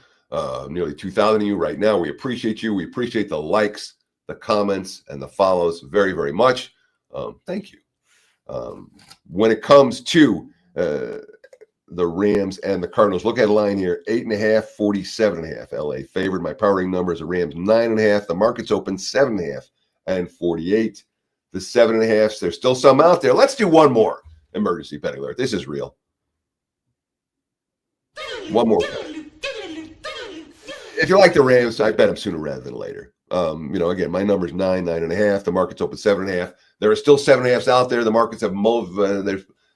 Markets are moving to 8. So if you want LA, lay 7.5. The current number, that'll be the best you're likely to get. Byron Young after the game said it was a humbling experience. Quote, "I just feel like this is a wake-up call, something you just need to learn from. I definitely think it's something we needed, but I don't look at it as a bad thing. I just look at that as motivation, something I'm glad it happened. We needed this." Jared Verse, I don't think we came in as high as we should have. I didn't think we do the things we need to do. Too many people thought of this game as one of those games where you just kind of jump out of your gaps, do what you have to do. That's not what it is. It doesn't matter. We've got to be better than that. Matthew Stafford, quote, "Obviously, we're not going to win a whole lot of games when I turn it over 3 times. It hasn't been an issue, and I don't expect it to be moving forward." So Stafford saying, pay attention to us, we'll be fine. were motivated this week. And Arizona, I'll give Arizona credit. Jacoby Brissett was brilliant again yesterday. 300 passing yards. They didn't quit. They were down 17-3. His only interception, you can't blame him for that pass, man. That was an unbelievable play. 7 different receivers for Arizona caught at least 2 passes. They opened up for Bam Knight. Bam Knight got 5.6 yards per rush. They outgained Tampa by 100 yards. They had 1.4 yards per play. They've outgained their opponents 5 times in their 9 losses. And, of course, they continue to find ways to lose games tight. They did that again yesterday, and they do that again here. The emergency betting alert for the LA Rams won't help you a whole lot because Arizona's hang tough. But I feel like at some point the Cardinals are going to let go of the rope a little bit, but they haven't yet. And we have to give credit to Jonathan Gannon and his staff for keeping them competitive. Even yesterday in a spot where they easily could have laid down. Brissett was solid. The defense was solid. And in many ways, Arizona was the better 2 teams, even though they did not win the game in straight-up fashion. Teddy, one of the only teams that I was right about to start this NFL season was the Kansas City Chiefs. Looks like I'm going to cash that under 11.5 wins, and hopefully they don't make the playoffs at 3-1. The Houston Texans, on the other hand, were a team that I kind of wasn't sure what we're going to see from year 3 of C.J. Stroud. Waltzed in to divisional rival Indianapolis with a nice win, yet Kansas City still a 3.5-point favorite here at Arrowhead. Yeah, exactly. Look ahead line, they were 4.5/5/5.5, total 42.5. My powering numbers, the Chiefs minus 3.5. The markets opened 3.5, 42.5 last night. And what are we seeing today? 3.5, 42/41.5. So a little bit of money coming for the under in this ball game. I'm not anticipating that to be they're very comfortable betting the Houston games under every single week. Of course, CJ Stroud came back yesterday. D'Amico Ryan's quote overall for him coming back, not having played in a few weeks. He did a really nice job. I'm excited to see how he continues to progress. Stroud said he was a little rusty. Quote, I feel like I knocked off some rust and I'm back rolling. We're super dangerous. We lost some close games against some really good teams. We can find a way to win some close games after Thanksgiving, put ourselves in position to do whatever we want. I thought I did a really good job of taking what the defense was giving me. That's the type of team we have. I don't have to be Superman all the time. And obviously Houston's defense, another dominant performance. Kansas City, well, they're on the outside of the playoff picture looking in right now. They're not going to win the division. 9 years straight of winning the division. That's bye-bye right now. 7-year string of AFC championship games. Well, you got to make the playoffs in order to do that. And worth noting, the 3 teams that entered the weekend in the wild card spots in the AFC, that's the Chargers, the Jags, and the Bills, they've all beaten the Chiefs head-to-head. So they don't get a tiebreaker if it comes to that. And, of course, we talked about it a lot. 12-0 in one-score games last year. This year, they're 1-6 in one-score games. Another 10 penalties showing. The defense had no sacks against Dak Prescott. They went 3 of 3 on 4th downs. They didn't turn the ball over, and they still lost.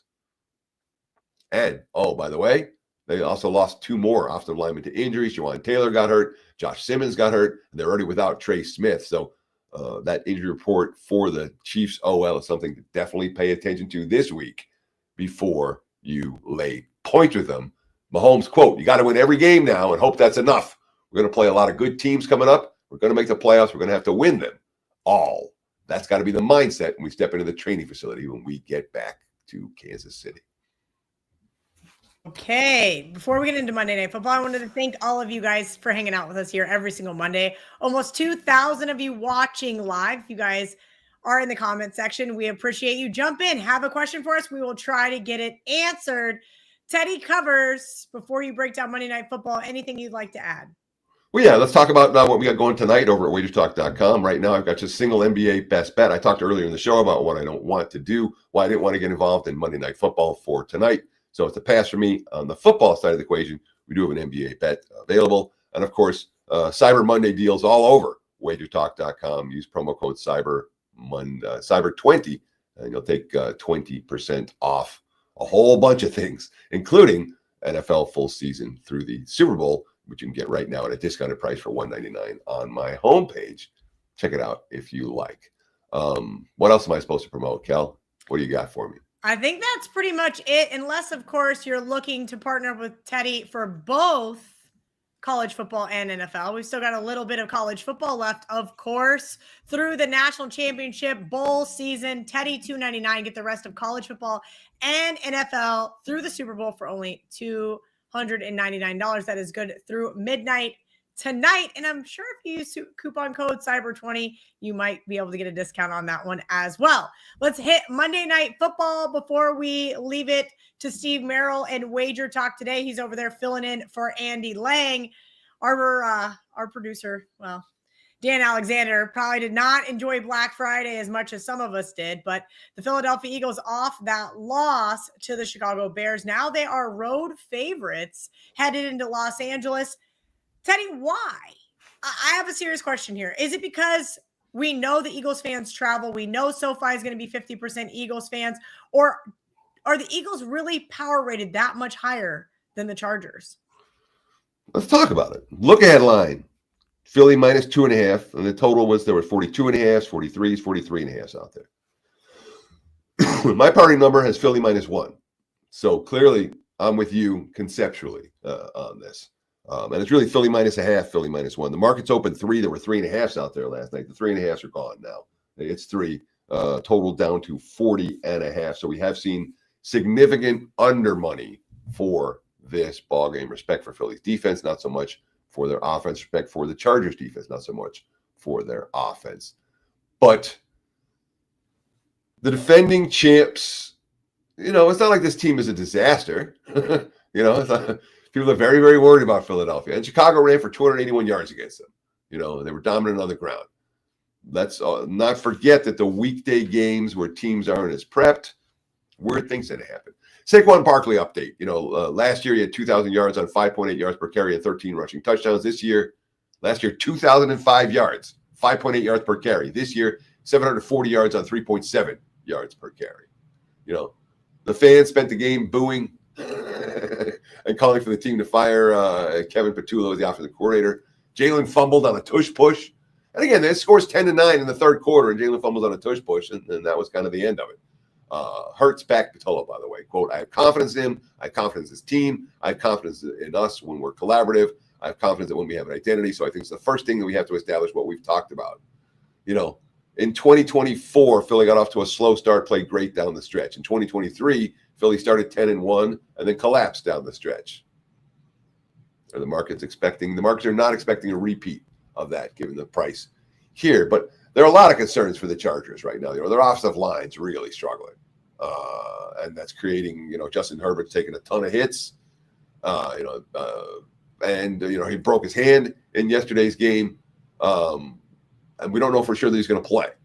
Quote, I did my best to go out there and take care of business. Thought we ran the ball really well. So it was cool to see. I'm treating as if I'm playing next Monday. In terms of experience, I've gone through similar things, so I think it'll be helpful. At the end of the day, you just got to go out there and make sure everything's good and you're comfortable. He said the hardest part of continuing to play was holding onto the football. They didn't take any snaps under center for the rest of the game. It was all from the shotgun. And, if you're playing, it's just something we'll monitor as the week goes on. And worth noting, 2 years ago, Herbert fractured the middle finger on his left hand in a game against the Raiders, and they played out of shotgun when he did that. LA likely to continue doing that here against Philadelphia. But you make the right point. It's going to be all Eagles games. And, of course, Dan Alexander says he's going to the game, and he has a 4-0 straight up and against the spread record in LA games, and that's the only trend that matters. Dan, when you go, who wins and covers? We have, Teddy, a 4-0 straight up, 4-0 against the spread in games featuring my teams in LA. So it's the only trend that matters. So throw everything else out the I love how you window. don't have yourself on camera right now because I'm sure you look like a woolly mammoth. That is correct. Although that's my usual state of being, to be fair, Kelly. Well, we got the homer pick from Dan Alexander. We'll see how the rest of this NFL slate pans out. Teddy covers. You are the best. Thank you for playing through your flu game. I hope you feel better. Get some rest because we need some winners this week, not only on the hardwood, but in the NFL. Hang tight, guys. Wager Talk today is up next.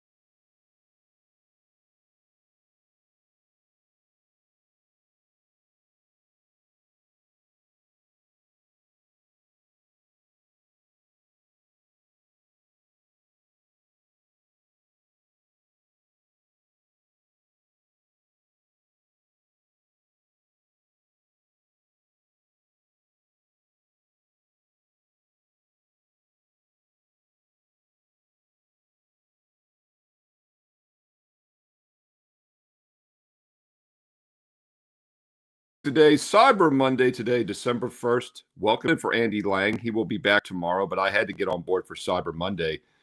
Anxiously waiting for this great day because you get 20% off everything at WagerTalk.com with Cyber 20. We'll talk more about that throughout the show. You see it scrolling below as well as the show goes. But let's get right to it. It's Monday, December the 1st, a new month, the final month of 2025, and there's some big action to talk about. Loaded show here for this Monday. Gianni The Greek with the Steam Report as always, and then, of course, Bill Crackman. And then I'm normally on Mondays in the third spot, but we're bringing on Andrew McGinnis to talk Monday Night Football and some NHL. And then I'll have a free NBA play afterwards. So let's get right to it. The Steam Report, Gianni The Greek from Las Vegas, Nevada. You know, Gianni, I heard you say last week when I was on Monday after you that you love the week of Thanksgiving. There's so much action. Hope it treated you well, and I hope you're looking forward to December now also. Yeah, and I live for spots like that and finished number one in profit last 3 days, number one in profit last 7 days. So the Thanksgiving weekend was really good for us overall. NFL, college football, when all the dust settled, we turned to profit, which is always a good thing. And this is what we're going to be looking at over the next couple of weeks. Like the market participants start to change, kind of like Thanksgiving weekend, where you have a lot of people off from work, they're drinking, they're watching these standalone TV games, they're betting. I even had a girl that I haven't talked to in like 2 years reach out and ask me like, hey, do you know any bets I should place today? I swear to you. I'm like, what? Like out of nowhere. So obviously more and more people are being introduced to gambling and betting and around the holidays. And yeah, it gives us extra value, especially with all these bowl games and college football playoffs and championship week. Like those are golden opportunities to find some undervalued and overvalued teams. Now, Steam Report real quickly. I'm just going to share what's in the Steam sheet already because that's where all that gold goes in that I'm not using as premium because it's just so much volume. But here's some college basketball for you that we bet early. 881 Cal Baptist plus 13.5. 880 Kansas State minus 12. 871 Temple plus 14. And also Middle Tennessee.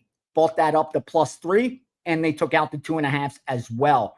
NBA, 535 over 232, Washington and Milwaukee. 537 under 234, Atlanta, Detroit. 541 Clippers plus 6.5. 547 Dallas plus 11.5. And finally, NHL, 33 Columbus plus 135, 130. 36 Buffalo minus 115. 38 St. Louis minus 145. And here's one for you. 39 Utah minus 155, 160. That got upgraded to a premium play. So that was already on the Steam sheet for those guys that got that early. And then I got confirmation and we actually fired premium on Utah at, I think, minus 158, 159. But I think that's good up to minus 170. So that's the premium in the NHL. Also released a premium 4% in college basketball that's on that Steam sheet. And I'm just looking to get some confirmation on this big NFL game tonight. Coming off of Sunday, a lot of dogs got the money. So books don't have all that much risk. That's why we're not seeing too much of a line move on Monday night so far, Steve. Yeah, Yanni, I was going to ask you about that. You know, the Commanders heading into overtime last night had a chance to be the 8th out of 15 teams to win outright as a dog this week in the NFL, I believe. They came up a little bit short, missed the 2-point conversion. Otherwise, we would have had more than half the dogs win outright. It was almost half. What were your thoughts on that? Obviously, Thursday and Friday, all 4 underdogs won straight up. A lot of people were chirping about that. You know, nobody likes to play the ugly teams in December, especially coming up here. But long-term, if you play those non-playoff teams against teams with need, you probably have come out ahead over the years with some line value. It's running out of a burning building and running into it while everyone's running out. Like nobody wanted to buy Bitcoin down at 18,000 in 2022 when FTX collapsed and everybody China banned it and all bad noise and news. But when it 4 and 5x those people's money within, 24 months, those people that had that courage are really rewarded for it. And it's kind of like that now in football and all sports towards the end of the season. We've already concluded who the good teams are, who the bad teams are. But the spread always becomes the great equalizer, just like the money line.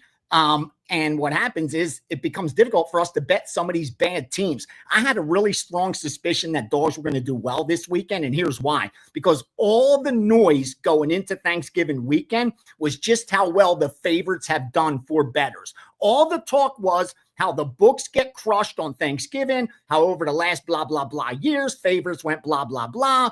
And all you have to do is pick the right side. You'll pick the winner in the NFL. I just kept hearing all that noise going into Thanksgiving weekend.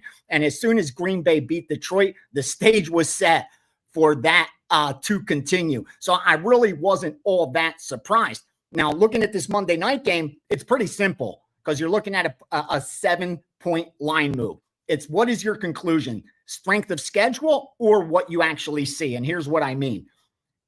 You look at the point differential. New England's outscored their opponents by an average of about 8 points per game. Giants point differential, they've been outscored by about an average of 6 points per game. So we're looking at a touchdown difference in point differential between these teams. No surprise, we're looking at a touchdown point spread as well. But here's the difference. The big difference between these two teams, Steve, is this. It's strength of schedule. Do you think New England's legit? Because they've had the 32nd toughest strength of schedule. So no team has had an easier go of it this year than New England. And yet, with that easiest strength of schedule, they've produced the 10-2 straight up mark, but efficiency, they're not even top 15 offensively. Defense, they just cracked the top 10 in efficiency. So stat-wise, even though they've had the easiest schedule, they're an average NFL team as far as the stats go. So on paper, they don't appear to be a legit 10-2 team. Is that because of the easy strength of schedule? You can only play who's in front of you. Flip side, look at the New York Giants. Nothing to get excited about stat-wise. You know, they're 23rd offensively, 28th, 29th defensively, but they've also had the third toughest schedule. So only two other teams had a more difficult strength of schedule than the Giants. So they're the opposite end of the spectrum. They're a 2-10 team that has played nothing but world beaters. New England's a 10-2 team that's had a really easy go of it. That's what this game comes down to. Like, are the Giants battle tested because of that? And we've seen over the last 3 weeks, they've covered the number, meaning they're not getting blown out by margin, which is what you're going to need in this game, kind of a double-digit win to get the cover. Will that effort still be there since it's Monday night, even though it's out of conference, even though it's, you know, traveling on the road to New England, not really a big game for a 2-10 Giants team. They're not playing for anything but pride at this point. That's what makes this game fun, I think, to handicap. I haven't fired yet. Again, not the tout, but my results on primetime games speak for themselves. Coming off another 2-0 sweep, had Washington and the over. That's 5 straight Sunday night bets. So our prime times, Sunday, Monday nights, I think over the last like 22, 23 bets up around 70%. So I wait to see how the line starts to move during the day. Look for some confirmation signals that have worked for me as far as prime time goes. And if I get them, a package will be up within the next, probably hour or two. Otherwise, we're going to look forward to championship week and week 14 of the NFL. No reason to chase because we're in the driver's seat heading into tonight. I'll tell you what, Gianni, no matter what side you like in this Monday Night Football game, you're getting either Patriots -7 or Giants +7.5. They're both available right now. The juice is obviously a little bit different. People talk about this a lot with key numbers like 3 and 7. How much extra juice are you willing to pay to take the Giants at +7.5? Right now, they're showing -120 in some spots. If you're only getting New England -110, some reduced juice books, you might get 108. But basically, you can get New England -7 flat or Giants +7.5 -120. Is it worth the extra 10 cents for that key half point in this situation? To 7.5, no. If it was like 6.5 to 7, because that's the difference between a push and a loss, I would say yes. And I think it's actually like up to 24 cents. I don't have the exact price in front of me, but it is warranted. From 7 to 7.5, I don't think you're getting the best of it. I think you're better off taking that just the Giants at 7. Where with New England, if you could buy it down to 6.5, I think up to like 125, it's worth buying that half a point, actually paying a little more than that 120, because now you're coming off that 7. But going from 7 to 7.5 isn't as advantageous as going from like 7 to 6.5 or 6.5 to 7. That's why I would rather take the reduced juice, and take the 7 if possible, or lay the 7, as opposed to buying the half a points. Because again, the difference is if it lands on 7, you push, as opposed to if it's 6.5, it lands on 7, you would lose otherwise. And it's interesting. The public is not necessarily on one side or the other. This game did not make my video. By the way, Fade the Public went 3-1 yesterday on Sunday. It's over 60% this season. So with the dogs covering, yes, that helped because the 4 public plays last night or yesterday and last night were all favorites, including the Broncos. And boy, that Bronco game, talk about line moves once again, was sitting around 6. I did the video earlier in the week. It dropped to 5.5. I really liked not my Commanders last night. One of the few times I'll say it was my Commanders because I just felt like it was an ugly dog off the bye. By the way, the comments in my Fade the Public video were about as one-sided on any game I've seen all season. Nobody wanted the Commanders last night. Everybody was like, Denver pass, Denver pass. I liked them more after seeing that. And the line dropped a little during the week. So it was a sharp square divide. You're not seeing that tonight, are you? Yeah. What's that? Are you seeing anything like that tonight? I'm not really seeing that. No, I'm not. I did a standalone video for this game. I haven't checked the comments today, but when I checked them yesterday on Sunday for this Monday night game, it was very neutral. I wasn't seeing a lot of love for either team. And once again, New England was not a real public play. And I think it's because, as you said, the Giants have looked serviceable here in recent weeks. But I'll bring up that key number of 7 again, because yes, the Giants have looked serviceable, but they're still, 2-10 on the season. They've lost 6 in a row. And if you look at those recent losses, every one of them, 4 of the last 5 have been by 7 or more. By double digits. Yes, they're covering, but they're getting a lot of points. That's right. So 7 really, I think, is the key to. Let's call for a push tonight. What are the odds that we get a push? Yeah, they are losing by margin. It doesn't appear that way, but when they lose, it has been by margin. That's the problem. And they do have Jackson Dart. We haven't mentioned his name yet, I don't think, but Jackson Dart's expected to be back tonight. We'll see how much of a spark he is for that offense. But yeah, interesting matchup tonight on Monday Night Football, but they don't seem very public. And, you would think fading a 2-10 team with the mighty Patriots, who have one of the best records in the NFL. Yanni, the more I dig into this public data, I use all these filters. This has become a filter I start to use. I like favorites a little bit more when they're not public, if that makes sense. 100%. When I see them on the dog. Well, obviously, yeah, we love to fade the public dogs, but even if it's neutral, I'm starting to lean that way towards favorites. Yeah. It's an interesting subset to use here. And it applies tonight. We'll see what happens. And by the way, the Giants, 6-1 to the over their last 7. And Jameis Winston, I think, still has numbers as good as Dart as far as yards per pass and some other metrics this year. And he obviously had a monster game last week against the Lions, who are in a bit of a tailspin as well. Yanni, it's Cyber Monday. Instant 20% off everything you want to buy with Cyber 20. It's that simple. Use that promo code for anything on anybody's page. Let people know what you've got at WagerTalk.com. Yeah, jump on board for the next couple weeks and months. Like I said, I'm really excited about the bowl season. Historically, the numbers speak for themselves. Having a phenomenal college football season, up over 120 units, profitable in NFL as well. Just excited for what's ahead. Lock in for long term.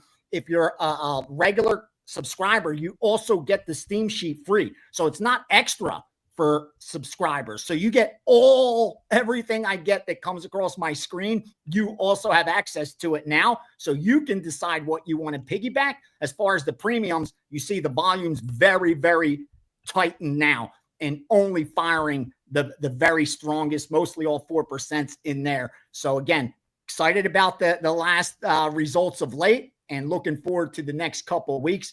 Let's do some damage over the holiday season. Best of luck to everybody.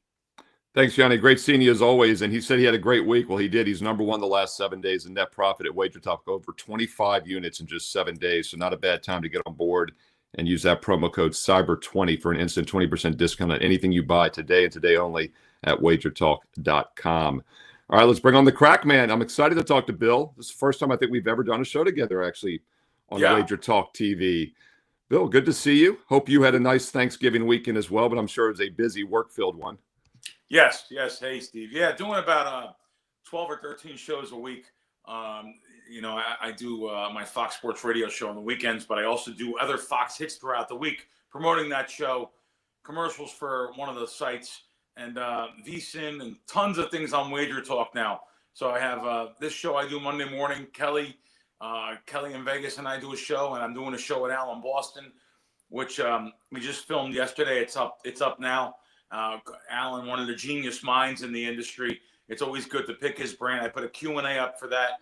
And it's going really good though, Steve.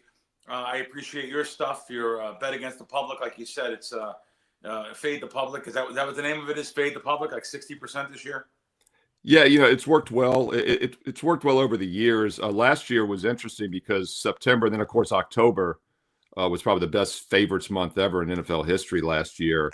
And then the public, when they take it, they give it back, and they did the second half of the season last year. But from this year, from week 1 on, it's been consistent, just a solid 60. I'm using a few different filters this year, so a little more selective maybe is helping. I'm not just throwing everything out there for the video, but it'll be interesting to see what happens. But what is your take? Half the underdogs went outright this week. Had the Commanders pulled it out with a 2-point conversion, I think it would have been 8 out of the 15. What's my take? Yeah. I don't have to bring out the collection bucket for the bookmakers that I usually on the street. I'm on the street there trying to help them every once in a while when they cry on Twitter or whatever other forms of social media. That's not going to happen the rest of the year. It's not going to happen this year. Books are making a fortune.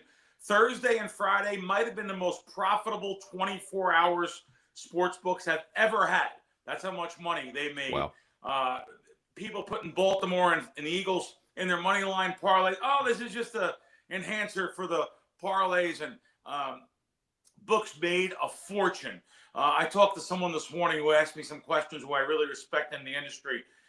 We're going back and forth, and he said he never seen anything like it in his operation. So, I talked to a lot of these books on the strip, and they're very honest to me as long as I don't reveal the inside information of the sports book. But they're doing very, very well. And people just throw these money lines in there thinking, oh, yeah, that's an easy win. Well, I've been saying for 30 years on shows, since the mid-'90s with Larry Grossman and Lem Banker here in Las Vegas, talking about parity in the league and the NFL. Any given Sunday, anything can and will happen. And, people get upset at me. There was a lot of guys that used to sell games say, Crack, what are you doing talking about the NFL? Well, I'm just going to tell you. I bet props. I'll throw a side, a first half side. I'll throw something in there in the marketplace. Yesterday, I had a first half that I threw up there. It's only because of the lines that day. It's very hard to beat a full line, a full spread, 30 minutes before a game. It's a very efficient market. So I'm going to throw things out there that I feel have overmoved, or, of course, player props, which I've done very well. Last week, perfect example, again, another 28 and 21 record over at WagerTalk, plus 12.4 units on my unit sizes. And NCAA basketball led the way there, 11 and 7. And NBA and NFL props broke about one a hair for the week. NCAA football 4 and 3. It's been, I got to be blunt, it's been since September. I'm having really good weeks, especially with the props. It's just funny right now. Someone I really respect just asked me to. He just said, "Hey, this looks like a pretty good line here. Dallas plus 3.5 as we speak." There's a live bet if anyone has any. I really don't do NFL unless it's now. Right now, 6 days before the game. This is actually Thursday night game. Cowboys plus 3.5, which I'm gonna make this is unusual that you make a live bet. There's a live bet for you guys. There's a bet on the Cowboys there. A live bet on the Cowboys. Usually don't do that on air, but just so happens that happened there. Cowboys plus 3.5 versus the Lions. Boy, I got to tell you, though, are these Cowboys frauds? I don't know. They played so bad at the beginning of the year. Now they've come on. But maybe the Lions are frauds. The Lions, you look at these pre-flop odds at the beginning of the season. You had Buffalo Bills favorite to win a Super Bowl. You had the Lions and Kansas City real close behind them. Now there's yes-nos up at, I love some of these sports books that do this. BetMGM, Caesars, if you're allowed to play. Of course, I'm thrown out for using my brain. But for you guys, Caesars, I think the DraftKings and FanDuel's do them too. They put yes-no playoffs. I mean, Kansas City now is pick 'em, minus 110 both ways. The Lions, minus 110 both ways. Will they make the playoffs? Boy, I don't want to sound like a square here. I would think one of two will definitely make it. I think you're almost free rolling on the second one. But anyway, I did just bet the Cowboys there in that spot. But yes, Steve, it's been the year of parity. Like I said, 30 years I've been saying this. NFL sides, anything can and will happen. And sure enough, this weekend really proved it with Thursday, Friday into the Sunday. It's so tough to beat the NFL. I have a challenge for years with my guys on Fox Sports Radio, Jeff Schwartz and Brian know. And we have a challenge called the Crack Challenge. 5 minutes before the games start, or when everyone's up online at the counters across America making their bets at the sports books, 5 games against the spread, impossible. Both guys have really tried. They've fared well this year. Brian's actually up a couple of units. He's fading fast, though. I hate to say it. I love Brian. Jeff Schwartz, I'm going to open up a site, I think. betagainstjeff.com. That's how bad he's doing. That's my buddy. But I can't talk about Jeff. It's like 6'5", former NFL player. I shouldn't be talking about him. He's my buddy, though. That's how tough it is to beat NFL sides 5 minutes before the spread when everyone does. Everyone wants to go in line, and they want to stand in line and beat this. You know why, Steve? They don't know who they want. They're online literally 10 minutes before the game starts to put a bet in against the most efficient line in the world, and they just have to have action. They have to have action. I say that's fine. No big deal. Have action on something that's beatable long term. NFL props, maybe some correlation, maybe some totals, maybe some first half totals, even a first half side. Like yesterday, I gave out Miami first half. When the game had a major line move, yet the first half did not follow suit. So it just so happens very strange yesterday. By me giving out that first half, that won, but the game did not win. The game, like you could have got a push, but most people got a loss if they bet the game. So situationally, NFL props are the thing to beat in the NFL. College basketball, I love this time of the year.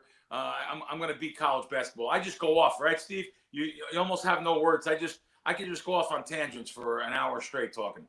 No, I love it because right after the show today, I'm going to record my Thursday night NFL video, and we took it on the chin last Thursday. We were 11-2 on the free Thursday night plays, and obviously Thursday was not kind for us either on Thanksgiving. But I'm already looking at this Dallas-Detroit game, and you're right. The South Point just moved to 3.5 in Vegas. Circa had moved about an hour ago. A lot of the other places are hanging 3 still. So 3.5 is available right now in that Detroit-Dallas game, and that's pretty important regardless of what side you like. Let's show a live bet here. Here we go. Let's do it again. Just I hate when sports books don't move off me. No, I'm joking. There's another 3,000. Let's see. So I definitely put my money where my mouth is. I don't just talk and I fire. So I usually don't bet that much on NFL sides, but we'll see what happens here. This should be a good spot for the Cowboys. Plus it's 3.5. They're playing that much better. Lions are almost a must win, but guess what? Everyone's a must win. Kansas City every week. Oh, must win. I love betting against must wins. Why? I get that extra half a point. I get that extra tax. There's tax involved. The public loves bet. Who's betting the Cowboys on the road against a primetime game in the primetime game versus the Lions? Well, Green Bay just proved that was wrong. I actually like I actually like Detroit this week, but yeah. So did I. That was one I missed on Thursday when we were talking about the Thursday games. I mean, that's why I'm hesitant on this as well, because I thought that was the spot for the Lions, even though I like the Packers this year. These are 2 bad defensive teams. I think we have to throw that out there. I did have the over in the Detroit game also, so I got a little bit back with that on Thursday. Dallas obviously is terrible defensively for the most part. By the way, Bill, 53.5 for this total. I'm even seeing a 54 offshore right now. And then let's go down to Sunday's games. What? A 33.5 showing between Tennessee and Cleveland. A 20-point difference between the high and the lows, and this is the highest total this week on Thursday Night Football. That is the lowest total I've seen in the NFL in a long time, without snow or weather involved. Yeah, I haven't checked the weather yet, but I'll tell you what, man, are the Titans bad. You talked about bad teams. I thoroughly agree with you. I said it to Gianni earlier. I ran numbers on this decades ago. If you blindly play non-playoff teams against must-win scenarios, you make money in the NFL in December for the reasons you mentioned. Cleveland obviously doesn't qualify. That's a nothing game there. But I also have to fade the public, the one filter I use. And by the way, it's a 41-27 now, fading the public. So that's one of the angles you could use near kickoff, I guess, because you're probably getting a little extra line value sometimes, is to not play the really, really bad teams when you're fading the public. And the Titans, the Saints, the public's been against them every week. And if you took those 2 out of the equation, I bet you're hitting even higher this year. Titans really bad right now offensively. By the way, folks, in case there's weather in that Cleveland game, I'm going to look for you now. It can even go lower. That total may even go lower. And I'll be blunt. I love when the game comes on a Sunday and they show the snow and the snow plows and everything going on. Well, let me just tell you something. After the public cumulatively bets enough money to move that under, I go in and bet the over. Over is the right play after the public buries, especially on a total like this. God forbid it goes down, because there was some Patriot games before that went down 2.5, 3, 4 points. Key number 31 here. That would be unbelievable. But even 33, good number to go over there. If there is weather and the bets are based on weather and the line movement's based on weather. So that's just something that spontaneously I thought about. Yeah, Bill, I got the weather report for you here. Yep. So one thing I'd like to do too, I kind of behind the scenes on how I look at these things. DraftKings is one that puts out, I believe the Superbook in Las Vegas does. They put out numbers the week before. So you can always compare to what the number would have been. I'm just pulling up DraftKings. By the way, odds logic screen, you can do all this for free. I've got a 7-day trial available, Steve Merrill, WagerTalk.com. But last week on Tuesday, the look-ahead line was 35.5. It quickly got bet down within an hour to 34.5. So the look-ahead line last week was 34.5. It's now 33.5. So not a lot of movement. The weather report is calling for half an inch on Saturday night into Sunday morning, a 0.2 inches. So about a half an inch of snow in Cleveland is like 70 degrees sunshine in Miami. That's nothing. The high is 31 degrees on Sunday, 23 low. None of that's going to affect scoring for the most part, but there is 14-mile-per-hour winds every day. That's not extreme. That's what I look for, is the wind.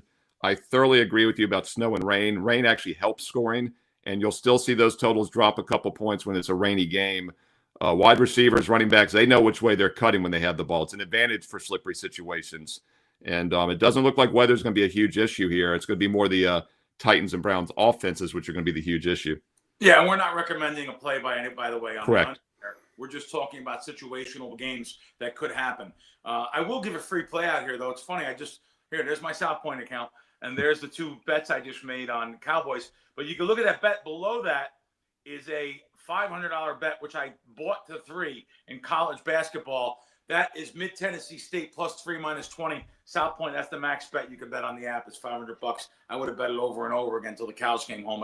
However, they moved it right after I bet that, which I don't blame them. They should move it. That's the way you're supposed to book. You're supposed to book off guys that win long-term, and you move the line. So I do like Mid-Tennessee State. And for the books that allow you 10 cents extra to buy, +3, the 2 and the 3 is very, very valuable in college basketball. I buy up to the number, not off the number or not to the half. So if you're betting a favorite -2.5, I'll go -2, -20. You're betting a dog +2.5, you'll go +3 -20. This is one of the ones I do like. Been on a roll here with college basketball. Hope to continue that. However, if your book charges you more than that, most local guys will charge you the 10 cents. But if it charges more than that, just take the 2.5. I won't go. I won't spend 20 cents. Put it that way. I won't spend on a 3. It's actually worth a little bit more. When I worked for Pinnacle back in 26 years ago, the owner of Pinnacle, he said if he charged the right amount to buy onto the 2 and 3, he wouldn't get any business. So if he charged the 17 cents that it should be to buy onto the 3, instead of the 110, he wouldn't get any customers. So that's the way it was then. However, now there's new ownership. It's not like it was when the 3 amigos, when the 3 wise men, I like to call them, one passed away, one is still around, but he's retired, and the other one also in the Hall of Fame here in town, lives over in Spain. When these guys owned Pinnacle, and when you had Henry and Monty, that's the nicknames, real name, Jimmy Everett and Stanley Thompson. When they ran Pinnacle, my God, there was the Pinnacle lean. You didn't have to know anything. You could just bet based on the Pinnacle lean. They were a betting shop back then too. So they would take bets from sharp guys, maybe hold the line for a couple of minutes, bang, they bet themselves. It was an amazing time. So I can go off on these stories here. No, I love it, Bill. I mean, black, whatever day it was, 2006 changed everything. Yeah. They started arresting guys at airports, and they stuck that in like page 200 and something of a port security bill in Congress. Yeah. And I bring that up because then Pinnacle kind of went exclusive offshore only. I mean, a non-U.S. after that because they didn't want to deal with it. And yeah, the Pinnacle lean back in the early 2000s was a very unique handicapping factor. It was almost too easy in hindsight. I remember back in the day, you'd have multiple accounts. You'd get 2 or 3 point middles on the blind with different offshore books in college basketball, pro football, even you get a 1 point difference. You and I have done this long enough to remember those days. A lot of people now can't comprehend pulling up an odds screen. And that some of them weren't on the odds screen is why you got the differences. But you could have multiple accounts. And tonight in basketball, you'd be getting a -2, +4, same game. To even have to handicap it, just play both sides. Cross bets in hockey, baseball, the Golden Day. That's why it's hard for me to get excited about all this legalized sports betting now. It's made it worse, in my opinion. I did an interview last week with a Chicago newspaper. I put it up on my Twitter feed. I actually now wish it wasn't repealed. I wish it wasn't PASPA wasn't repealed. It's only hurt the public. It's only hurt these kids. And, it's not only kids, lawyers, doctors, businessmen, Wall Street type.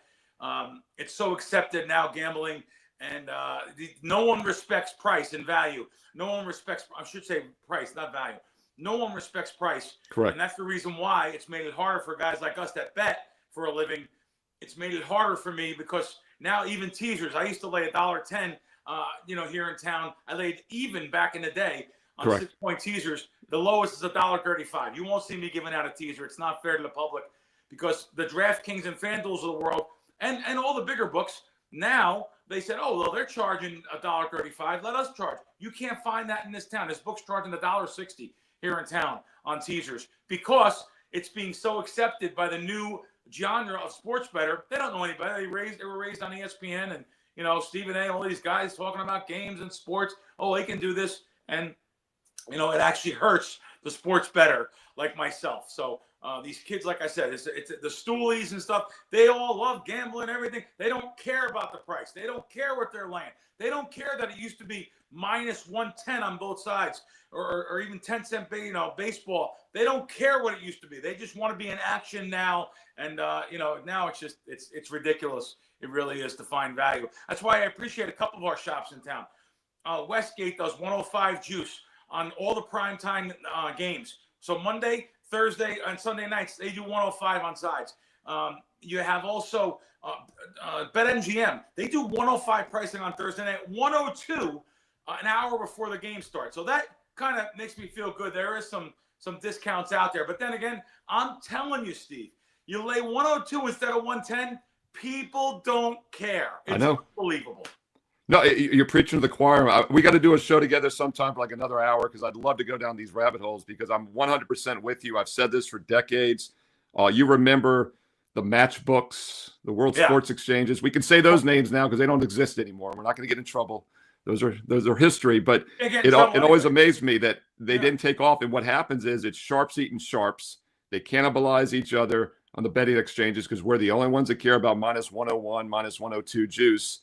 And there's no public to take the other side. That's where Pinnacle was unique because they do have a little bit more balance. But it amazes me, Bill, that people do not care. They only care about wins and losses. That's it. And if they cared also, they wouldn't be parlaying everything at an 18% house edge. The money line parlays, you started off with that earlier. I've said this for decades. You're not changing the math when you take 2 or 3 favorites and put them together in a non-correlated money line parlay. All you are doing is lessening the risk a little bit. So I get maybe there's a reason to do that for some people, but you're not changing the math. What you are changing the math is when you're laying 102 for every 100 you're winning over hundreds and hundreds of bets. When you lose a little less than 50% of the time, you're saving a lot of money every time. But it's a remarkable phenomenon. Let me ask you real quick. I want to get to an NBA prop too before I let you go, but real quick, we're in the prediction market business or the prediction business, the future prediction business. Where do you see the legalized sporting landscape in 5 years from now, 10 years from now? What I'm hoping happens is this is the wild, wild west. We're in the 1880s. Europe is in the 1960s, 1970s already. They've got some exchanges like Betfair that's been around for several decades. Will the public eventually wise up? Will we kind of weed out the recreational guys that are never going to get it? Will we ever get to an exchange model? I'd love to get you and Gianni on board with me. Let's go open an exchange right now. It's something that's been on my to-do list for 20 years, but I just mentioned the reasons why it doesn't work, at least now. What is your prediction 5-10 years from now? Will it get better? I thought Kalshi was going to take over the world here. Now you have class action lawsuits across the country. Kalshi may have put up some of the markets themselves, which is illegal. It's not a peer-to-peer kind of thing. This is what I'm seeing. This is only, presumed. I really don't know the actual case here.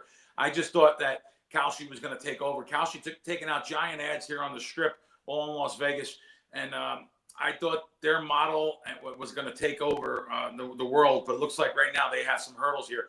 A judge said last week that Kalshi's illegal in Nevada. So this is unbelievable what's happening here. I was hoping they were going to take over the world, but I'll tell you right now, this Las Vegas, they're still like the movie Casino with Robert De Niro as playing Ace Rothstein, and then the county commissioner comes in and says, the house is doing good tonight. Appreciate you taking your time to see a civil servant. And what does he say in the end? Mr. Rothstein, you people will never know how it works out here. You're all just our guests. That's exactly what it is. This is still a cowboy town in many ways. They're not like, even though the DraftKings office is, a couple miles down the road here, DraftKings, where they make the decisions for the public, they make the decisions on the lines across America. However, even though the office is here, it doesn't matter. You can't bet here. And I don't know if they'll ever be here. They're not even focusing on Nevada and anymore. They're actually going to looking into those exchange markets themselves. So where do I see it? Well, I hope we do get some exchanges here, and I hope they are legal one day. But right now, I don't see anything. What I'm going to tell you happens is going to be a big fallout for years from now. We've only hit the tip of the iceberg with these NBA players and NFL players, whatever it may be, of betting. You can't put this in kids' hands when they're playing in the stadiums. Even the college kids, they're getting paid now. They're playing in arenas and stadiums, and there's advertising all around the whole entire stadium, different sports books, special of the day. The announcers are talking about it. It's actually, to be real blunt, it's out of control. It's out of control. But we'll see it. We're going to see a fallout. Trust me. I'm just hoping that it does get corrected in certain ways. Well, it makes it better for us sports bettors. Look at this tax they're going to start charging next month. I mean, how do I bet 3, 6, 10? I mean, I'm a bettor. I'm a bettor at heart. I bet lots of my money, and I win lots of money. You're welcome to ask the guys at the South Point. You're welcome to ask the guys at Westgate, John Murray. I take a large check out of there every year. How do I now battle this thing where I have to pay tax on something I didn't even do? So if you don't even win now, I'm going to win. I'm going to pay tax anyway. But they're saying I'm going to have to pay more tax, or they're saying the bettors that are just bet big have to pay tax. Even if they lose, it's unbelievable what's happening. So there needs to be some things repealed and needs to be some things changed. So I go on forever. I'm sorry about the guys that are coming up on the show. I have never talked to Steve, so only follow each other on Twitter. So I had a lot of things to say. No, we're good, Bill, because first of all, I'm usually the third guy after you. So we're basically filling my spot. But we do have Andrew McGinnis up, but he's Canadian. He's extremely patient and kindful because he's Canadian. So we're good. And he's going to close us out here in a minute. But I want to let you out promoting. I do see that, by the way. Didn't get to some props today, so I'll let people get those from your page. 5-2, I believe, yesterday on Sunday. You are seeing it well. 70% all sports run over the past week. And also, you've got a 3-pack up for college football championship. We haven't even talked college football today. That was later this week on Friday. But Cyber 20 gets 20% off anything on Bill's page, on anybody's page. Unlimited uses today because, hey, it's Cyber Monday, December 1st. The Crack Man, what else you got going on? I'm not a guy that talks about what I've done this week. I don't want to know about that. I'm not a guy that does that, though. Long term, that's where you want me. Long term. Like I said, if people would have followed me long term when I talked about it 2 months ago, you would have been prospering here, up 12.5 units again last week, 12.4 units. Every week I've been coming on this show saying how many units I'm up. If you follow the unit betting, that's exactly what you're going to do. So I do have a lot of things up there. I say get a package. Get a package. Get a month package. Get me through the end of the Super Bowl. I mean, contact the girls in the office. They'll make you a price for that. This is you want the props. You want the props off me. So props are where you want to go. Super Bowl coming up here. It doesn't sound like it is, right? Super Bowl 2 months away. That's all I can tell you. So lock me up. That's all I have to say. Thanks, Steve. Thanks everyone for watching and commenting. Appreciate it. Yeah, Bill, great seeing you. We got to do this again soon. And by the way, technically, you did give out a prop because you came on with the bucket. You had a physical prop. Give out a college basketball game. There you go. That's right. Also an NFL game. Thursday NFL football free for you. Gave that out. So if you're just joining us, back it up. Watch and make a live bet here on WagerTalk TV. Thanks, Bill. Have a great week. It's the Crack Man. Once again, 20% off anything he's got right now at WagerTalk.com with Cyber20. And I'm going to have a free NBA play in the Suns-Lakers game here in a moment to close out. But we got to get Andrew McGinnis on because he's going to talk a little hockey, Monday Night Football. Andrew, waiting in the wings, thank you so much for being here. I had to get my Canadian reference in.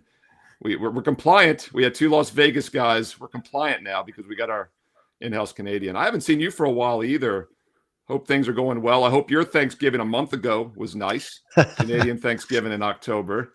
And then you benefited from the Thanksgiving in November as well. How have things been going up north? Yeah, great to see you, Steve. Miss the Wager Talk meet and greets and the meetups, yes, man. I thought the same thing. Every time I see you, I think about meeting you all out there, and it was wonderful. Yeah, and I think about the basketball game, and we definitely need to do it again soon. No question about it. Yeah, I talk with my friends about like the pros and cons of working from home. And yeah, I can, after this video is done, I get to go take my dog for a 40-minute walk. A lot of people don't get to do that during the day, but definitely does kind of hurt when you can't kind of hang out with your colleagues in person that much. But no, good to see you as always. And yeah, it was kind of funny last week. It's always a funny week for me to explain to people that we have different Thanksgiving here in Canada. So that's always fun. But it actually, the schedule, I wasn't really a fan of because hockey, hockey's my main sport. Right. And if you ask me, I would prefer to have the equal amount of games every single day. From content perspective and from picks perspective and sales perspective, I'll even add, is that I'd rather have like 6 or 7 games every single day. So last week, we had no puck time on Tuesday, no puck time on Thursday, very few games on Monday, and there was like 15 games on Wednesday, 15 games on Friday. It was very staggered, but I always love the Thursday Thanksgiving football because, hey, it's just Thursday for us, but we just get football here in Canada, so that's great. I wanted to add one thing look, Crack's talking about there, and I know that you're interested in this kind of stuff, Steve.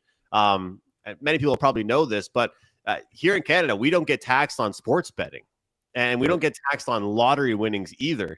So it's super interesting, when you look at all this stuff coming out with the legalized betting and the regulated betting in the States. I know there's different ways we can look at it, but don't get me started on the actual taxes on other stuff in certain places here. But it is interesting when you go to make your bets, that is just non-taxable income. That is straight profitable right to your bank account, right to go spend. So it's kind of funny when you look at it. Like I know someone that won like a very small lottery, not like a massive, millions of dollars.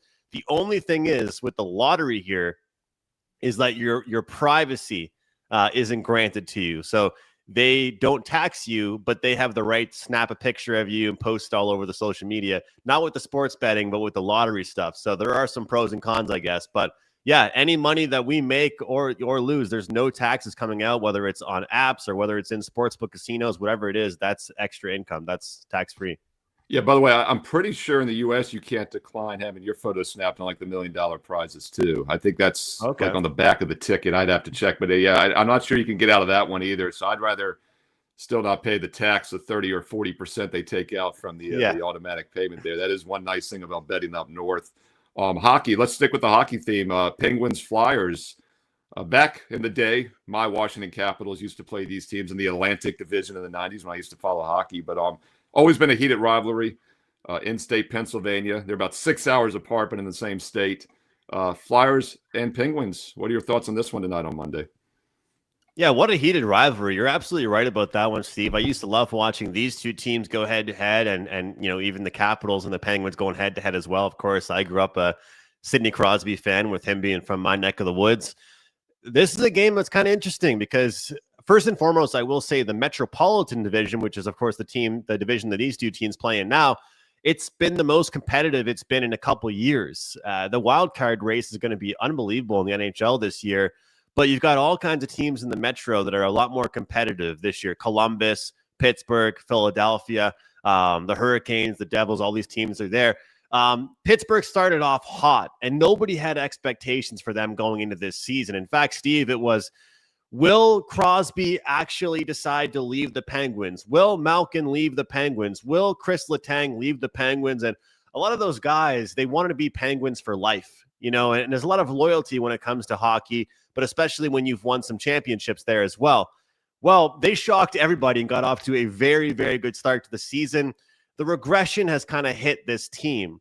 But when I look at this number here, I've got nothing else to do besides take the dog in this game. Looking at odds logic, looking at the live number here, I just think this number is a bit too big in favor of Philadelphia. We saw it open up at minus 160. Money has come in on Pitt. Now, I think Pinnacle, Bet Online, some of those spots showing minus 135 now.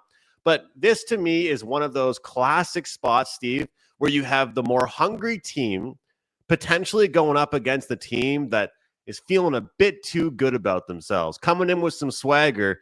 And, if you look at the last few games and you look at how these teams have been playing lately, you might be like, oh, this is the easiest bet in the world. I'm going to take Philadelphia. Well, they have the 9th worst expected goals against 5-on-5 the last 10 games, and they rely heavily on goaltending. And that's one stat and one subject I've looked at a lot more this year, Steve, has been goaltenders. Which goaltenders are playing well and they should be able to sustain it, and which teams are playing so far above the average analytically that they cannot sustain what they're doing. Philadelphia, 5-3 win against the Devils, 4-3 win against the Islanders, 4-2 win against the Panthers.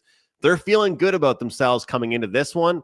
Meanwhile, Pittsburgh just got slapped around on Saturday night against Toronto. I'll take the dog and the more motivated Pittsburgh team in this one.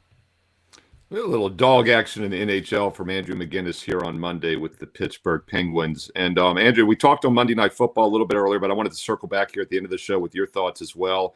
Reminder, I've also got a standalone video on this game up with my thoughts, Patriots Giants. So when you're watching WagerTalk TV, make sure you click subscribe, of course, and you click that bell. You'll get an instant alert, including my Thursday Night Football video, which will be up later today into tomorrow, early in the week for you. I talked to Gianni about this. The Patriots aren't really looking all that public, which if you really look at this one on the surface, you'd be surprised by that because you've got a New England team that's got one of the best records in the NFL this year. You got a Giants team that's 2-10. New England, I believe, has won it's like 8 or 9 in a row here, and they've covered all those games but 2. Giants, meanwhile, have been covering but losing. They've lost 6 straight. Yet the line's been hovering around 7. We are starting to see some 7.5s. Any side total player props catch your attention in this one tonight on Monday? Just the player props for me in this one here. Number 2 at NFL player props on the NFL season, plus 30 unit NFL player prop run for me. It's mostly where I rock when it comes to the NFL here, Steve. And I've got 2 that I'm going to mention. The first one, we're going to go over with Jackson Dart on his passing yards. The free play, the number it was at the time my free play giving out was over 205.5 passing yards. Obviously coming off the injury, coming off the concussion, and the new coach. Everything I've read says they're not really going to draw up any running plays for him. It's not going to be any QB runs. It's going to be just sitting back in the pocket, just be a consistent passer. Number 2, this Patriots team is a top 2 rush defense in the entire league. Once they shut down the run for the Giants, it's going to be passing only for them. Look at this point spread here, -7 for the Patriots. Game script wise, at certain points, there's going to be no choice for the Giants to have to throw the ball, have to look deep, and have to try and make some big plays. So I do think Jackson Dart goes over this number, and we have seen quarterbacks recently go over this number against the Patriots simply because they have no choice. Would I look towards the attempts? Would I look towards the completions? I would certainly look at those as well, but I do think this number is just a bit low, so I would look towards Jackson Dart to have himself a day, and I'll tell you, a lot of that has to do with the fact that I don't expect him to run much today at all, so whether it's short or long passes, I do think that he gets there over on that one.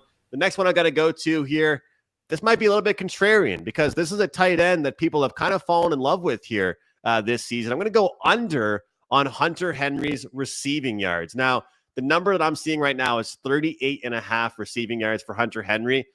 You've got a Patriots or a Giants defense, that ranks 24th overall against the pass, but they are 8th overall against tight ends.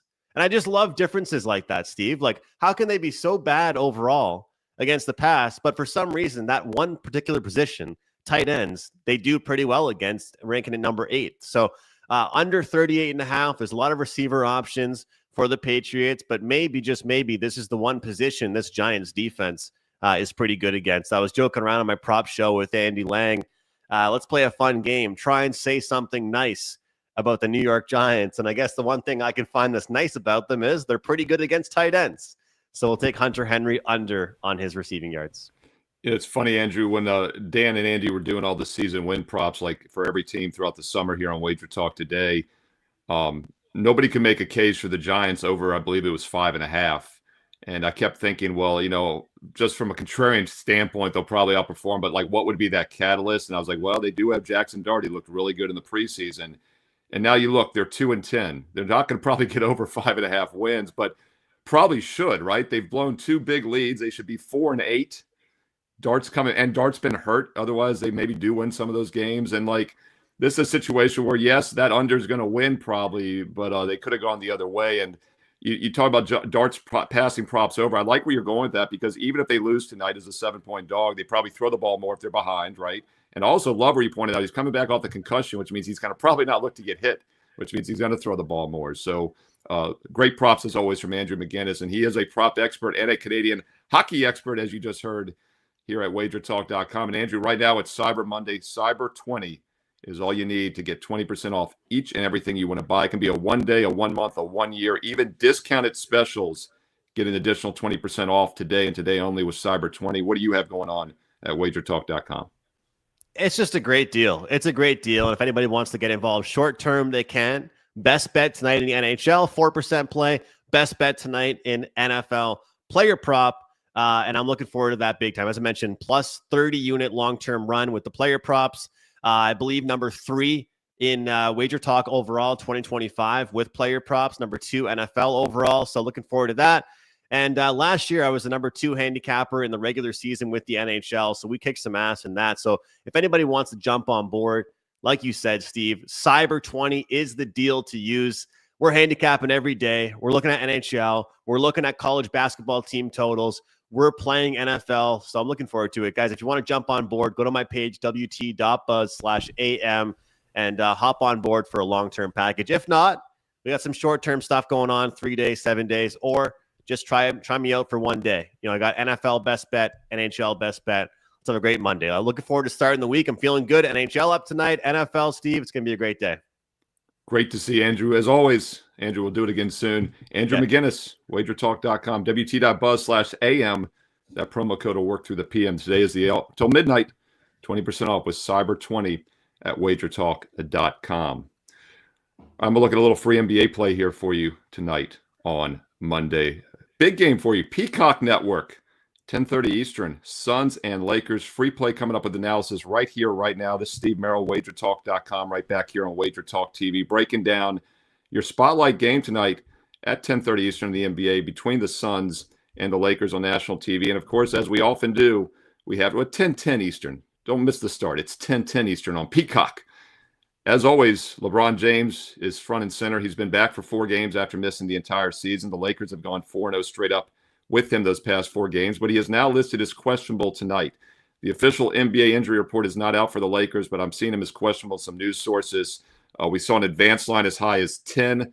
It was 5 this morning. Now it's 4.5 mid-afternoon. So I think that tells you what the betting markets think, and that's LeBron's not playing tonight. And while they've been a good team without him this season, I mentioned the 4 straight wins. They're still 11-4 straight up without LeBron. Not a good situation for the Lakers tonight. First of all, they did play 4 games with him. They've started to work him back in the lineup, so I think it could be a little bit of a shock to the system to pull him back out. And by the way, LeBron is still playing well. In those 4 games, he averaged about 32.5 minutes a game, 16.5 points, over 8 assists. He's one of the greatest passers ever. That might be the most underrated aspect of LeBron James, who has now played pro basketball more than half his life. He has been in the NBA longer than he has not been in the NBA, which is just also a remarkable stat. With that said, though, Doncic's been doing the heavy lifting this season, 37 minutes a game, 35 points a game. Austin Reeves, our new superstar, 36 minutes, 28.5, 29 points a game. So they're okay if LeBron's not there, but the scheduling spot is still not good for the Lakers, especially with 2 other guys having to do a lot of heavy lifting. The reason I say that is because it's a back-to-back no-rest situation after beating New Orleans last night but failing to cover at home. And, of course, they had that big game against Dallas Friday night, the National TV Cup game, in which they won and barely covered by about 0.5 point. So, yes, this is now the Lakers' 3rd game in 4 nights, back-to-back no-rest situation. And it should be a very focused spot for Phoenix, who comes in with rest after losing to 2 of the best teams in the NBA. Lost at Oklahoma City, and they also lost at home against Denver on Saturday, Friday and Saturday. No shame in those losses, as they were a dog in both games. Also lost against Houston a few games before that. But otherwise, they've won their other 4 games, and they'd won 8 of their previous 9 if you take out those Class A opponents. Yes, the Lakers are maybe a Class A team, but I think they could be a little shorthanded tonight, and the scheduling spot is also not good for LA. I think we have a live dog alert here with the Phoenix Suns tonight. Take a look at Phoenix plus the 4.5 to +5. That game once again at 10:10 Eastern Monday night on the Peacock Network tonight on Monday. Hey, don't forget, there's Monday Night Football. We do have that Patriot-Giants game. I've got a free play with analysis and a standalone video for that game right here on WagerTalk TV. Make sure you're hitting subscribe and you're clicking that bell so you get an instant alert when free plays or videos are posted each and every day. And there will be more basketball free play videos popping up here in the month of December now that football is starting to wind down. Also, I will have a ton of college football championship videos later this week here covering all your key games for this week of college championship action in football. Subscribe, click that bell, and if you're liking the free plays, all I ask is a quick thumbs up like and a positive comment below. Click the thumbs up like, positive comment below, because I do read the comments and I reply back. Who do you like tonight on Monday in the association? What sides or totals are you looking at in the NBA for Monday? Hey, drop them below and include some analysis as well. Let's learn and earn and win together here on WagerTalk TV. And if you want my personal best bets, I give you a lot of free plays here throughout the week, 15 to 20 free plays every week. Most of those are light TV leans. Sometimes these games make my best bet card, and the only way to know for sure is to be a direct client. Those are strong 4% plays. If you're playing the TV leans, maybe 1% of bankroll. But if you want those strong 4% best bets, including some NBA action tonight, I've got a couple strong best bets for Monday. Go to my page, Steve Merrill, WagerTalk.com. Also, check out the bonus free play. The last cut for my best bet card is a bonus free play every day on my page. And also make sure anything you get today on Monday, use Cyber20. Cyber Monday, December 1st, and this is a fantastic special right now at WagerTalk.com. Across the board, every package, every product you buy, including discounted prices already, you get an additional 20% off the top of it. But today only on Monday, and you got to use promo code CYBER20, CYBER20 at checkout. Unlimited uses, unlimited cappers, unlimited purchases. Today only, Cyber Monday, Cyber20 gets you 20% off everything you buy, including my page, Steve Merrill, WagerTalk.com. And of course, get there quicker with shortcut wt.buzz/SM.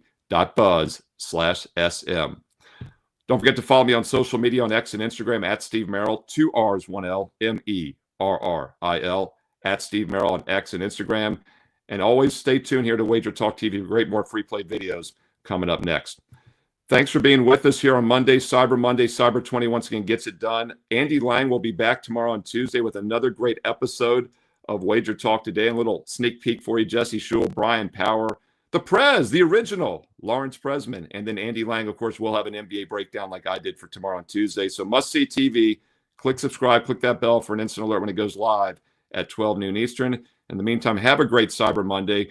Don't shop too much unless you're at WagerTalk.com. Then shop till you drop with Cyber20.